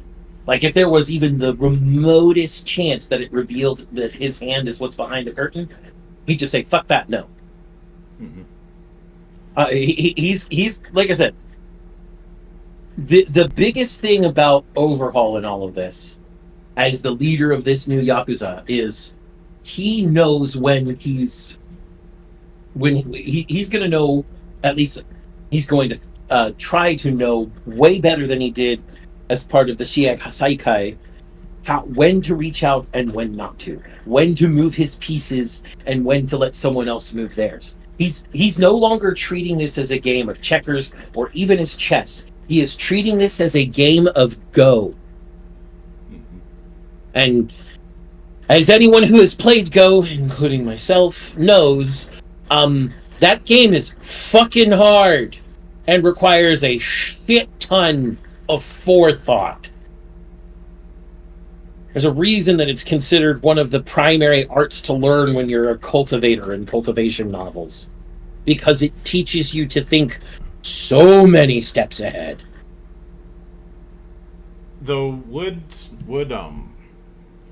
Star and Stripe show up to because of the breakout of All for One, do you suppose?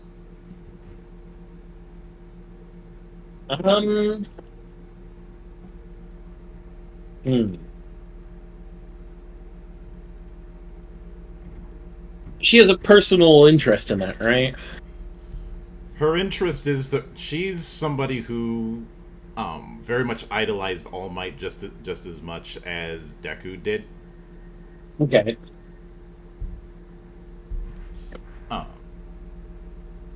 And in that regard, instead of Star and Stripe showing up and having that fight with Shigaraki, I would say she still shows up because, due to how bad the situation is, the government is asking for help from foreign heroes.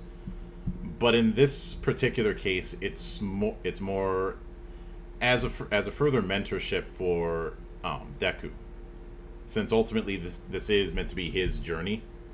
Yeah. We can absolutely have her show up, rather than as someone who's in the direct confrontation. She is she idolized All Might, and since I don't know much about her, is she a very smart person? Like extremely smart? She She's certainly brash, but she's okay. far more of a paragon kind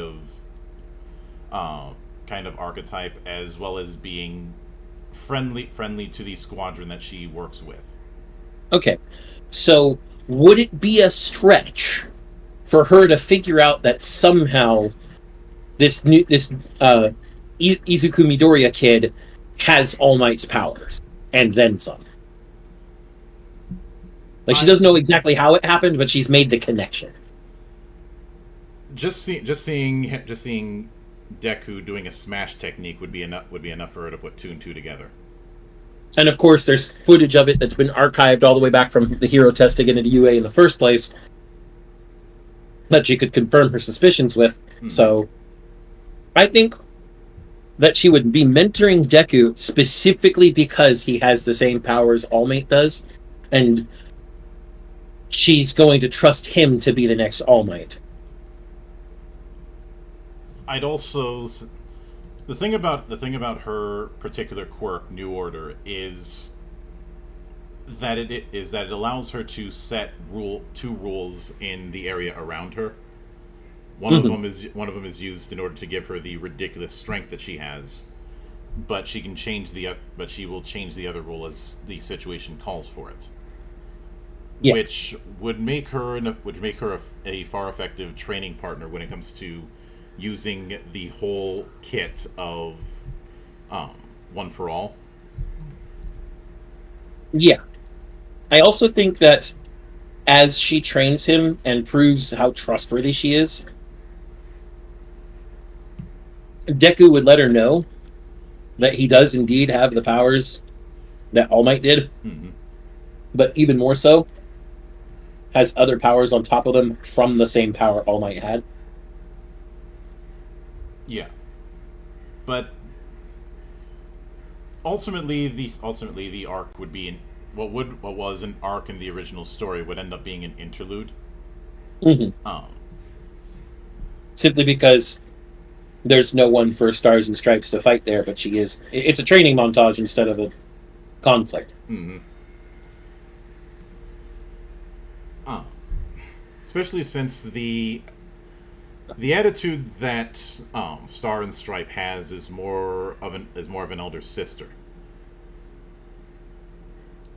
and that provides its own opportunities in terms of storytelling. But I mean, after that was a build up to the final war with the traitor arc, where it was revealed that a certain sparkly man was actually a spy. For One for All. In fact, his quirk was given to him. But if I'm being Mr. Belly Button Laser? Yeah. But if I'm being honest, there wasn't there never seemed to be really a point to the whole there was a traitor in the midst the whole time.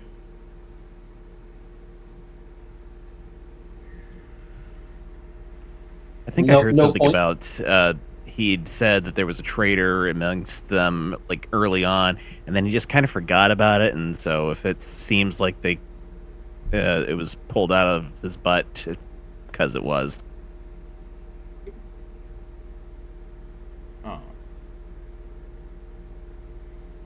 And Mario says that he thinks Overhaul would approach Star and Stripes to be like, if I help you deal with all for One. I don't think that'd be the case, because the moment that anybody associated with Enma shows up anywhere near Star and Stripes, the guns are going to be raised.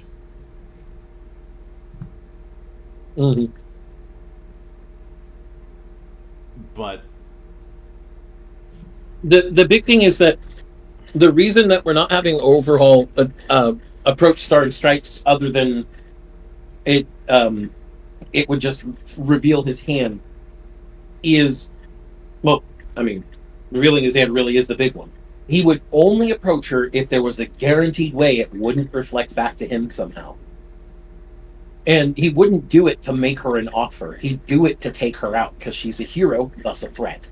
And a very powerful hero, thus a very powerful threat. Besides, we already have a plan for how Overhaul is going to kill All for One. Don't worry about it. Yeah. Nacho also asks, does everybody agree that Deku is an everyman hero archetype? I would say that's been the intent, especially given what Midori, the color green, often means in Japan. Yeah. I'll take this one, Monk. Green is a color in Japan. Some will go, oh, that's just wind magic. And while you'd be wrong, while you'd be right, you'd also be so very, very wrong. Mm-hmm. Green is a color in many different fictions in Japan, is the color of life, is the color of advancement, is the color of courage, the will and the drive to move forward. And I will give you 3 examples, all of which are robot shows. One of them is Gao Gaigar. Don't even try and deny it. I wasn't going to deny Gao Gaigar, but Monk, not only are they all giant robot shows, they all start with G. Gao Gaigar, Getter, and Gurren Lagann. Hey, listen.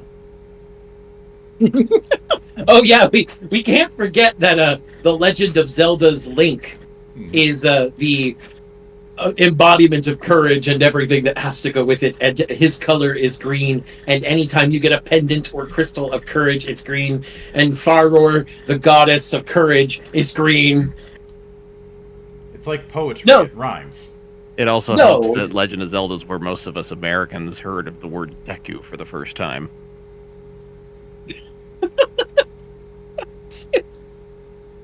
Thank you, Doc. Mm-hmm.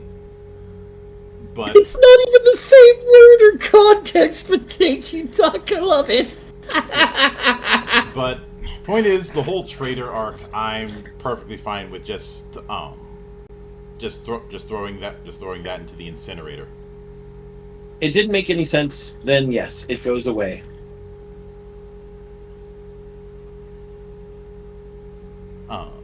Yes, thank you, Mike Shell. We know that half of Kamen Rider Double is green. Yeah.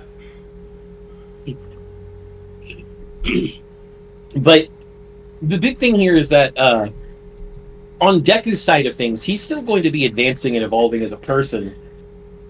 And also to become that everyman hero, not only through his actions, but through the way his quirk becomes multiple quirks.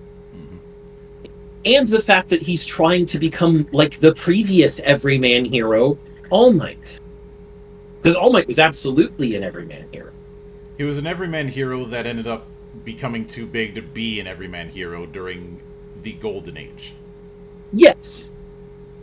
But even though his fame went beyond everyman hero, his attitude and the way he acted was always as the everyman hero. He was meant to be that guy who just did the right thing. Mm-hmm. And it just grew really big because doing the right thing enough times gets you attention and fame. I actually think that Toshinori resented, at least a little bit, being the symbol of peace. He understood what it did and how it protected people, and that's absolutely why he accepted it. But I'm sure there was a small part of him that was like, I really wish I wasn't. I really wish it could be someone else. I suppose that's why All Might's appearance became so exaggerated from the Silver Age to the Golden Age in universe. Yeah. But like in the Golden Age, he looks not too far removed from the Tick. That's true. In the end, Deku is being the person doing the right thing because it's the right thing. But he's also when you become an exemplar that way, when you become this person who leads by example, and because you've got the power to do things others can't, the examples you make are obviously that much more elevated. The journey from an everyman hero to a heroic symbol is sort of natural at that point. Deku would become just as famous and symbolic as All Might was the further he went on in his journey after the end of everything. Now, Deku's journey aside, I am going to say this. Fuck anybody else who has Urataka X Deku as your OTP. Deku does so much better with Mei. I'm sorry. Oh. She may use him as an advertise. She may use him as an experiment for all of her babies every so often. But notice she's the one making babies with him most often. And yes, I know that's phrasing. And yes, I know what I said. Well, it's largely because of what she ended up making that he became able to use one for all without breaking half the bones in his body. Yes. So, fuck you. I am going to kill the Ochako ship right now and say in our version those two are eventually going to end up married. That's just my executive decision. Fuck you. I will Ribbit. I will note this. That one of the policies that we have here at times is headcannons get the headcannon, and I will shoot the cannon to aim at every bad ship, especially certain ones that can't seem to get the hint. Hold on. I think. Yes. Oh, I had something in my nose. I'm sorry. You should get that looked at, but I should. But I think I'm allergic. I'm allergic to bullshit. Yeah. But regardless, when it comes to the final war arc, where everything ends up coming to a head, I think this is where all of the Chekhov's guns that have been set up finally go off. Yeah, and absolutely. We set down a Chekhov's arsenal. It needs to explode. One of the ones that I'd still keep is Dabi's fight with with a. Every time I hear the dub voice, I keep thinking of Dave, but with Todoroki. Mm-hmm. Because at the end of that, he ends up aside from the fact that it's the culmination of essentially two extremes. You have Dabi, who absolutely despises his family and wants them to suffer in the worst ways possible. He basically wants to break them. That is his goal. Yeah. Whereas Todoroki has I'd say by this point has at the very least accepted that his father is trying to change. Yes. That NG is trying to be a better person. Yeah. And I would say the culmination of that is his mother starting to show some real signs of recovery.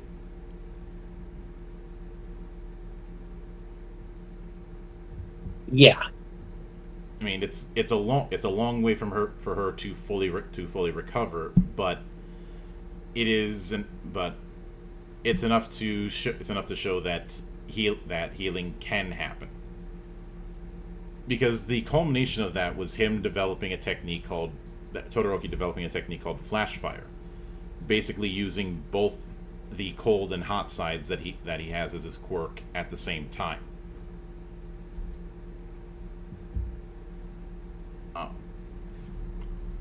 Whereas Dabi ends up constantly using his blue flame to the point where it pretty much kills him.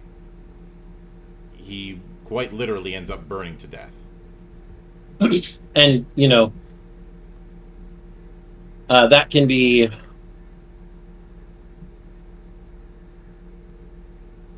basically kept the same, I think. Mm-hmm. I don't see a reason to really change that.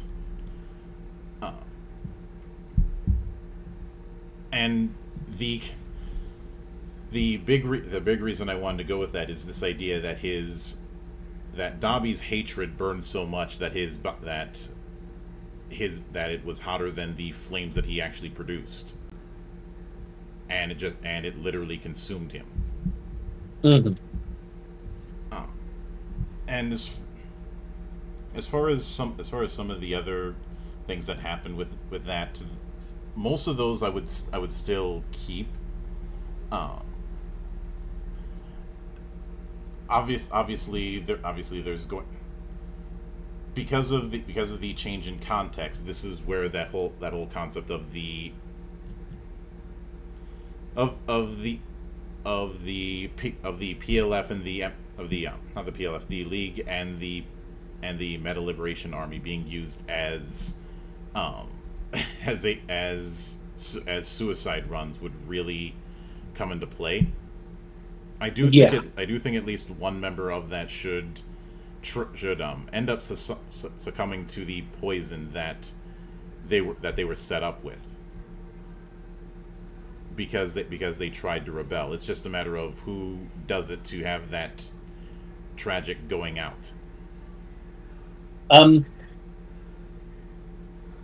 At this point,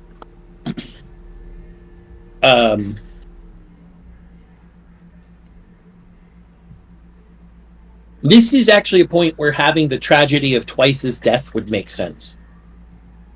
The tragedy of Twice's death earlier on just it felt like a wasted point. This is where it would probably make the most sense. And it would be him trying to use his powers to at least get rid of the poison in Toga. Because he and Toga have been best buds for a while now. Mm-hmm. And he succeeds in freeing her from the poison, but succumbs to it because he took on twice as much poison as usual, and he would make that joke because it's twice. Yeah, and Twice at times feels like he was trying to be a nod to Deadpool. He is. He absolutely is a nod to Deadpool. Which means they could totally have him say, right, the poison meant to kill Toga. The poison meant specifically to kill Toga. Toga's poison. That poison? Yeah. We could definitely have a Kronk, yes.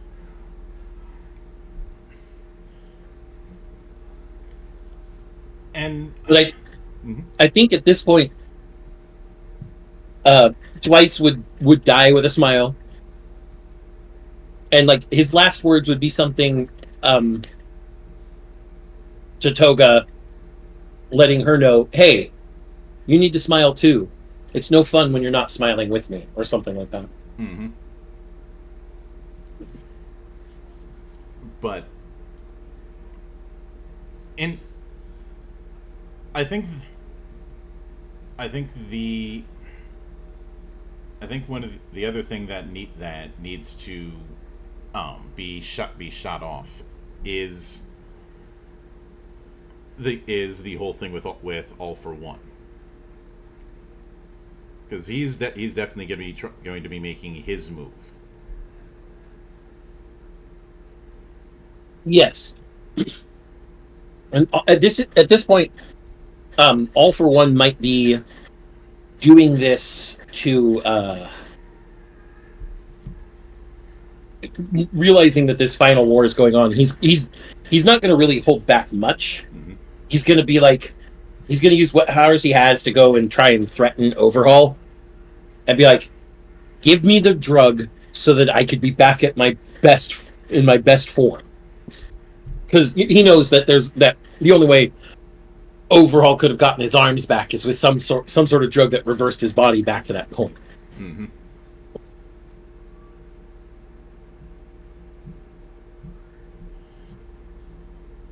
And so, at that point, this is where Overhaul, having been playing the long game of Go, finally at least gets the win against One for All. He acts suitably cowed with, that much power in front of him. And he's like, fine, you can have it. And gives it to him. And tells him, don't take more than X. Random number, whatever the number has to be. And leaves it cryptically at that. Well, this is one for all, so he's going to assume that not taking more for X won't actually restore him. He'll think that Overhaul's trying to get one more on him. Except he was being sincere. He was being completely sincere because he knew that that one for all's paranoia and suspiciousness would work against him in this respect. So, one for all takes more than X, and it doesn't revert him back to his peak for a little while, and then he starts getting younger and younger and younger and younger. Except instead of this, instead of the chaos we had of because Shigaraki's not here, so like Bakugo doesn't almost die and stuff like that.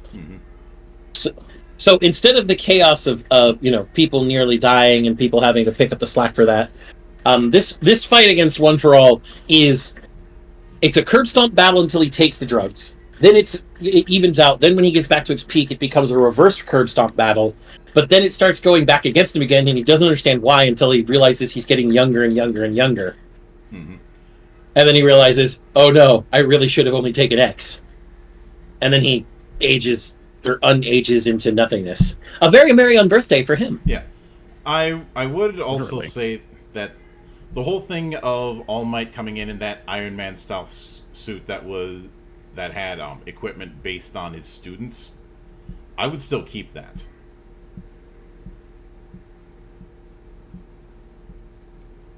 Because that was one of the things during the final war that I really liked. The All Might having a suit set up with backup parts being tossed at him through his car, almost doing a nod to the Hulkbuster armor. But each of the equipment within that suit is some sort of callback to one of the students from 1A. That was pretty fun. I guess we could keep that as well. He's also part of that final fight with One for All, obviously. Yeah, but he knows that. But his approach is: can I beat you in my current state? Maybe not. But I can keep you from going anywhere else. Because you're not gonna let me just linger either. Yep. But in the end, the final war is actually Overhaul's biggest smokescreen. This final war, they defeat, the defeat of One for All. All the heroes are celebrating and everything. They're like, "Oh man, we did it! We got the big bad." And they're exhausted. They've had losses. There have been casualties. That's war. War is not glorious. And that's when Overhaul and the core of his entire group start marching. Because at this point, Overhaul has determined, yes, we do have what we need to destroy Hero Society and rule with our organization. You all are weakened and ready for the reaping, essentially. Now cometh the King of Hell. Yep. Exactly.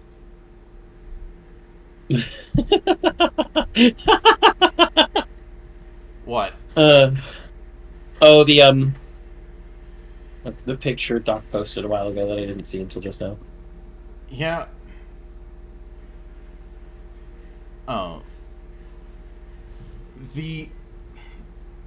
would say when it comes to that particular fight, that is a case of the back foot before things start to turn around. In part because the cavalry has shown up, so you can have that "we are here" moment. Yep. But ultimately, it should come down to Overhaul versus I'd say both Deku and Bakugo. I'm not going with it. I'm not going with the full hero name because that was both apropos and ridiculous. Yeah. Lord Explosion Murder God Dynamite. Yeah. No, I think Deku and Bakugo working together against the final big bad is always a good idea. Especially since, as we know, throughout all of Hiroaka, they have been slowly reconciling. That's again. See, there's these things. There's these things, these side things that are not part of the main plot, but are integral to the main plot's advancement, that are so beautifully written. Endeavor's redemption, the reconciliation between Deku and Bakugo.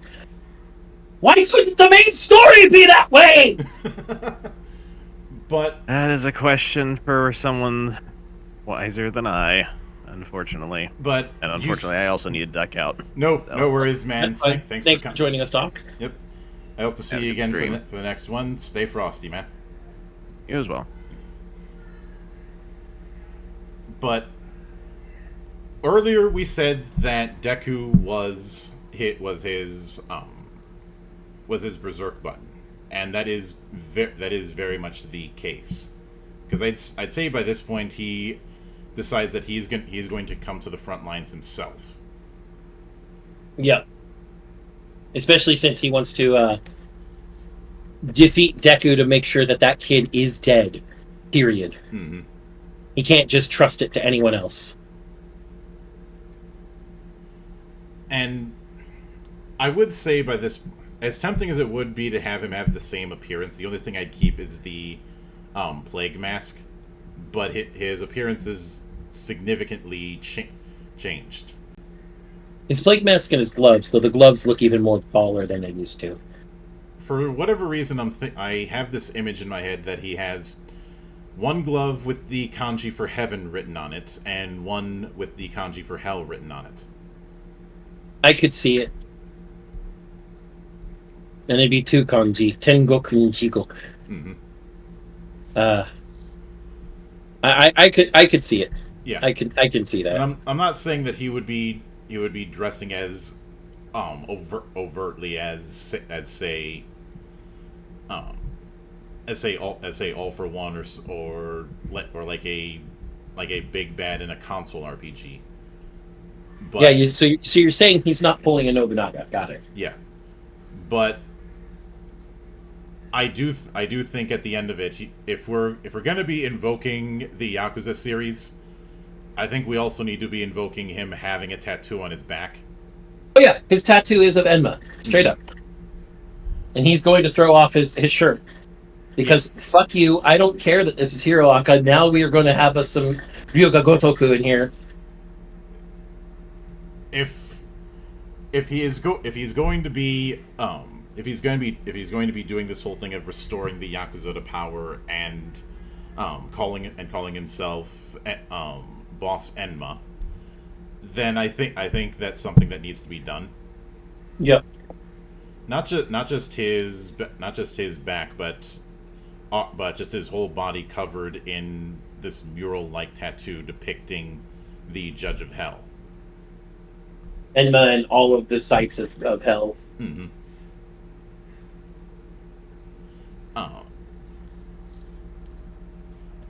And when it comes to that fight, that is definitely going to be one of those where a lot of collateral damage is happening.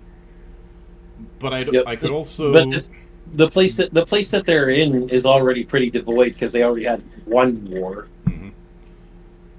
But I would say that at the end of it, there's been plenty of times where Deku's tried to use all of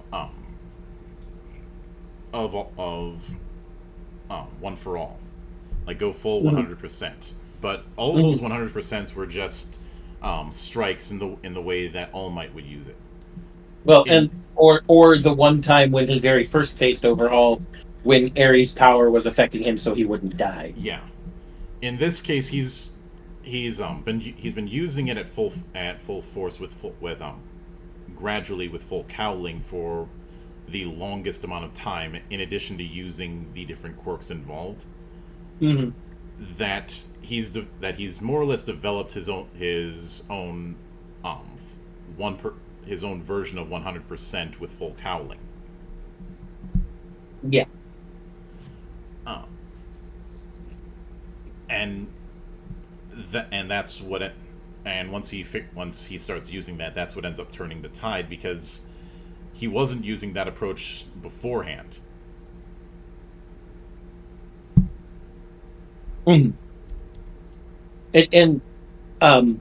It's impressive that he's at 100% and that Bakugo is also keeping up with him. It's shown that these two rivals have fed off each other so much that they are probably the two strongest heroes. Mm-hmm. If you have to go with any concept of Bakugo developing some new technique, I would say him being able to better figure out how to make very quick erratic movements using his explosion techniques. I can see it. Better mobility is always a thing that Bakugo needs, because otherwise he's too straightforward and easy to predict. Yeah, and as well as figuring out how to use his explosion to basically create cluster mines. Yeah, I can see it. Turn someone who for the longest time had been straightforward in his approach to figuring out how to do a controller type of approach. Yeah, combining it with his natural battle sense, that's going to be a huge advantage. But eventually, Overhaul is defeated in this, because this is go ahead. Continue. I was gonna say, because while Overhaul had certainly been developing, the thing that does him in is that he wasn't able to keep the foot on the throat the whole way through, because of how unnerved he was by his experience with Deku the first time. Yeah, and seeing how far Deku has come since then just has him even more rattled. Yeah. Now, here is where I pull the trigger on the final Chekhov's gun we didn't even mention. Or we did mention, but we did mention it was one of Chekhov's guns. Mm-hmm. Gentle Chapman, our gentleman criminal, was able to be reformed. I think Chiaki needs to be given the same chance.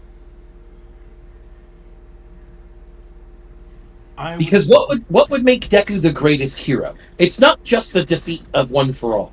It's not just this, saving society yet again.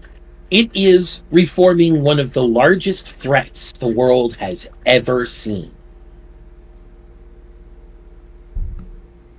And I think Deku is strong enough to do it. I think Deku's smart enough to do it. I even think Deku is smart enough and strong enough to try and reconcile Eri and Chiaki there. Take a long time, an 8 or so year time skip, maybe even. Mm-hmm. But I think that instead of defeating and then killing Overhaul, maybe Bakugo's gonna be against it. In fact, almost definitely. But Deku's changed a lot at this point, and Deku is like, no, we capture him, we talk to him, we see why he did what he did, and we see if we can't change that to something better. Of course, Bakugo's going to be like, this guy's been a villain since before we were even born, dude. What do you think we can make him change? And Deku turns to Bakugo and goes, well, then what about Gentle? Yeah. Bakugo has no real comeback for that one. And if this was Shigaraki, you couldn't do that kind of reforming, but with Kai, you could, because even with that ruthlessness, there are certain codes of behavior that he would apply, given his background with the Yakuza. Mm-hmm. Well, and this gives a chance for his organization, that is based on the Judge of Hell, to become a judging force on the underground of the world. To change the purpose from causing the world to become the underworld to instead make sure that the underworld and the world of it and the regular world are both in balance. Because I'm sure at this point Deku also understands there's always going to be mean, evil, selfish people, and thus always a need for heroes. It also allows for there to if we ever wanted to have a spin-off of anti-hero overhaul. That is true, but I'd say in the aftermath of this, as you have a long amount of time where rebuilding is done. A lot of the villains who were captured are essentially put to work on hard labor duties. The lesser offenders, I should say, get an opportunity to do reduced sentence if they do hard labor, trying to rebuild what was wrecked. Mm-hmm. Obviously in the aftermath of this, you have the big three fully graduating, and all of the first year students becoming second years. Eventually, that crew graduates into becoming pro heroes. Though one concept that was in the epilogue that I do think is worth keeping is the idea of quirk counseling. Although I do have to wonder why that wasn't a thing to begin with. Helping people who have quirks that give them a far more abnormal appearance than others. Like Shoji. Yep, Shoji, like Spinner, even Tokoyami to an extent. Yep. And the overall purpose of this kind of thing is a demonstration that with everything that's happened, it is a realization that there were legitimate problems with Hero Society as it was, trying to make things into almost make things into a celebrity race, the kind of thing that Tiger and Bunny was calling out a decade ago. Yeah, a cult of personality. Mm-hmm. And as a result of that, the qualifications for becoming a pro hero are far more stringent. But that doesn't mean that you can't use your quirk in other ways. Yeah. Because another part of this would be, finding ways to contribute to society without having to be a pro hero, but still use your quirk. Mm-hmm. And that's a good way to evolve society as well. In that respect, though, I already said it. It's going to be Deku and May all the way. Fuck you all. Would you have Deku in the epilogue if we did that 8-year time skip be the number one hero? I would say the hero rankings have been abolished. But over that time period, I would say that the hero rankings have been abolished. Mm-hmm. I could certainly see that, because the hero rankings certainly did contribute to that cult of personality problem. And hang on a moment, we've got a bot. Oh no! No! Bots! Q! Already banned. Yep, reporting it now.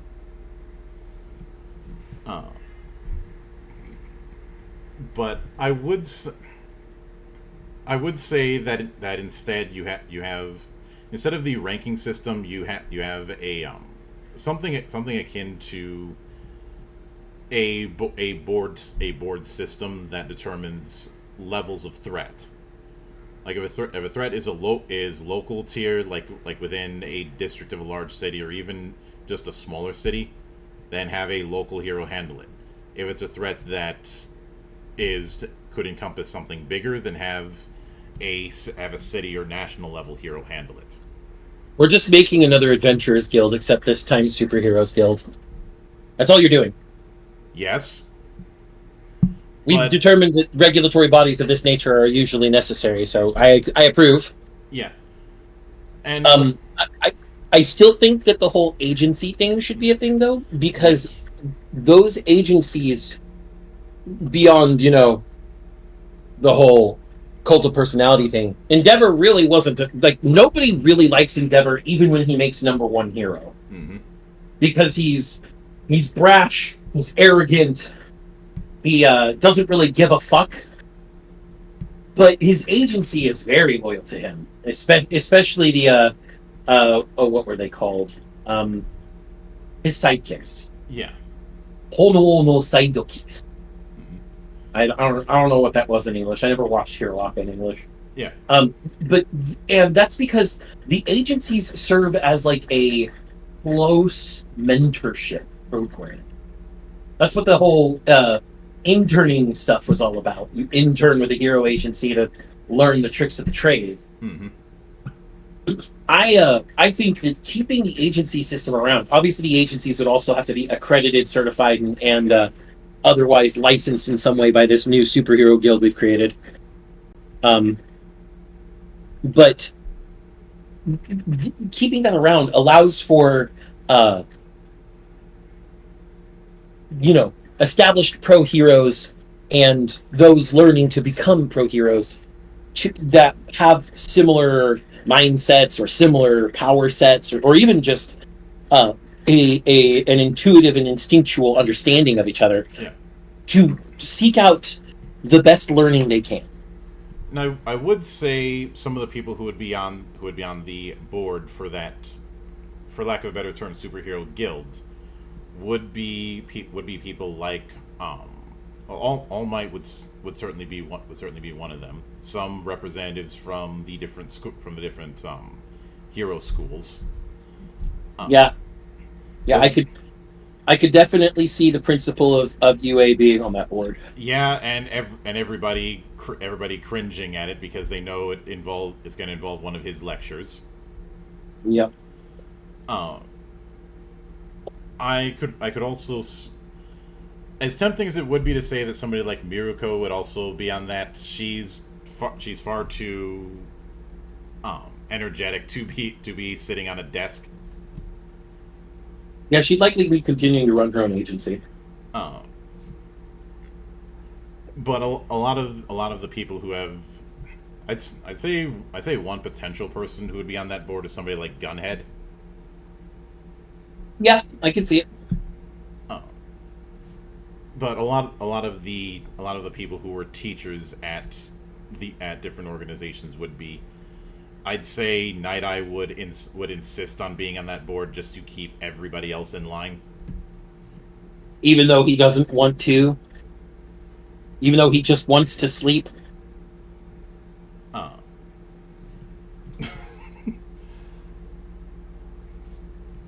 Yeah. And wait, you're thinking of Eraserhead.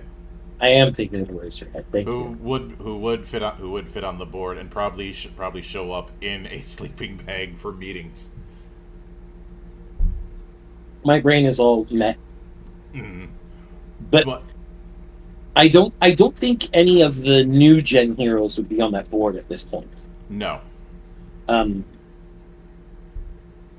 I mean, Deku would probably be next in line for All Might's position as chairman, if All Might has any say. And Deku would be like, "Can I please just enjoy some time off with my wife, please?" Now, the idea of May being the head of a support item, I would seems to be the implication that she was in a big position in the Shields Institute. Mm-hmm. I would go one step further and say that she's the head of the Shields R&D. Basically the Japan branch, because the Shields thing is still a U.S. organization.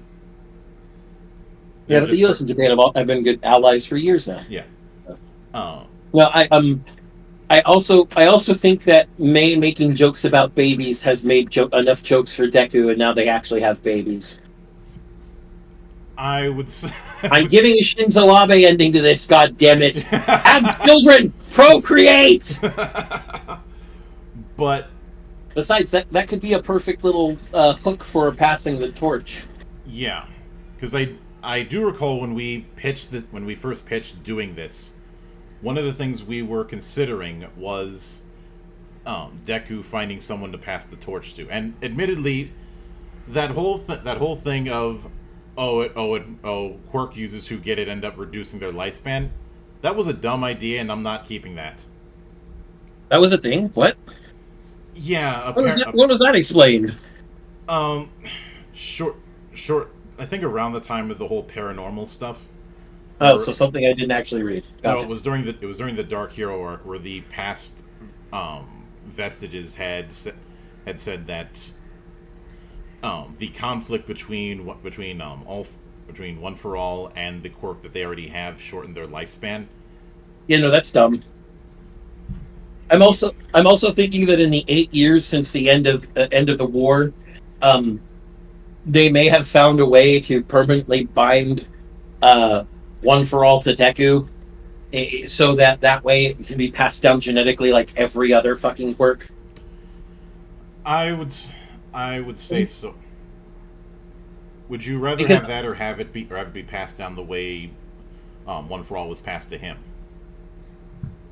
I don't think there's a reason to do it that way anymore. Remember that the reason they were passing it from person to person was to stock up new energy so that they could eventually beat All for One. Mm-hmm. All for One's gone, and the threat to the world is gone.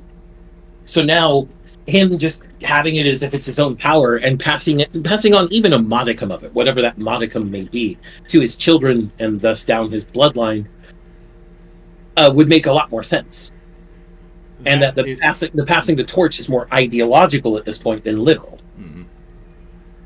I would say that, and I do think the final shot should be him be getting the training for whoever his student, whether it be one of his own kids, is. That could be fun. I think the final shot should be him and May holding their kid. Which, yeah, you can certainly have that shot, but I think there's I'm channeling a bit of Riku Sanjo here. I understand. I think we could have the scene of him training somebody as well, but I think the final shot should be him holding on to his kid, because remember that the opening shot of the entire story talks about the first baby with a quirk, and all it did was glow. Mm-hmm. The final shot of the story could be him saying, "This was the story of how I became the greatest hero," and then the final sentence could be, "and made a world for all children's future," or something like that. That for all people's future. Yeah, that I could easily see. But with him and May talking about their precious baby, because I mean, who's not going to get it on with May? Anyone who says they wouldn't and likes women, you're a fucking liar. Yeah. But with that said, I'd say that is as good of a coda as we will have for this.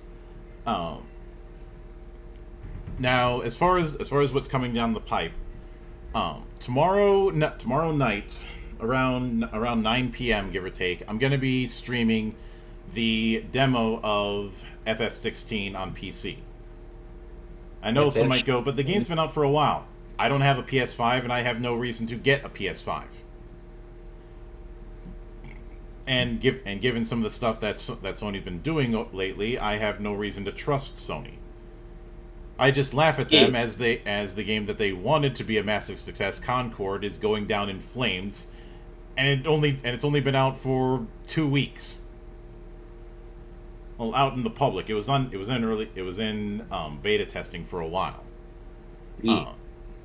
And of course the same people who called us talentless hacks, I mean I am, but you didn't have to say it, are now saying, you shouldn't be cheering on the game's downfall because people worked hard on it. I'm like, people worked hard on the Titanic. People worked hard on Heaven's Gate. People worked hard on Inchon, and that movie's so bad it never got a re-release. But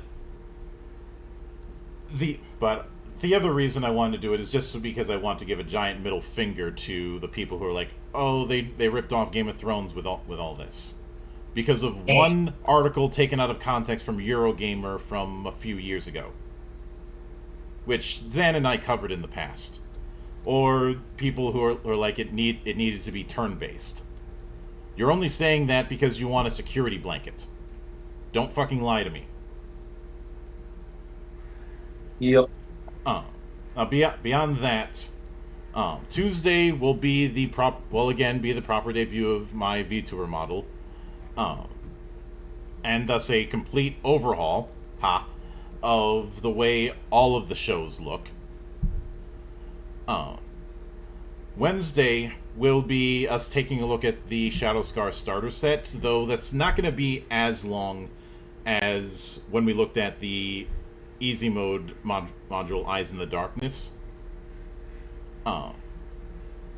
Thursday and Friday will be new seasons of Valley of the Judged, and Saturday will be the one-shot of 6083.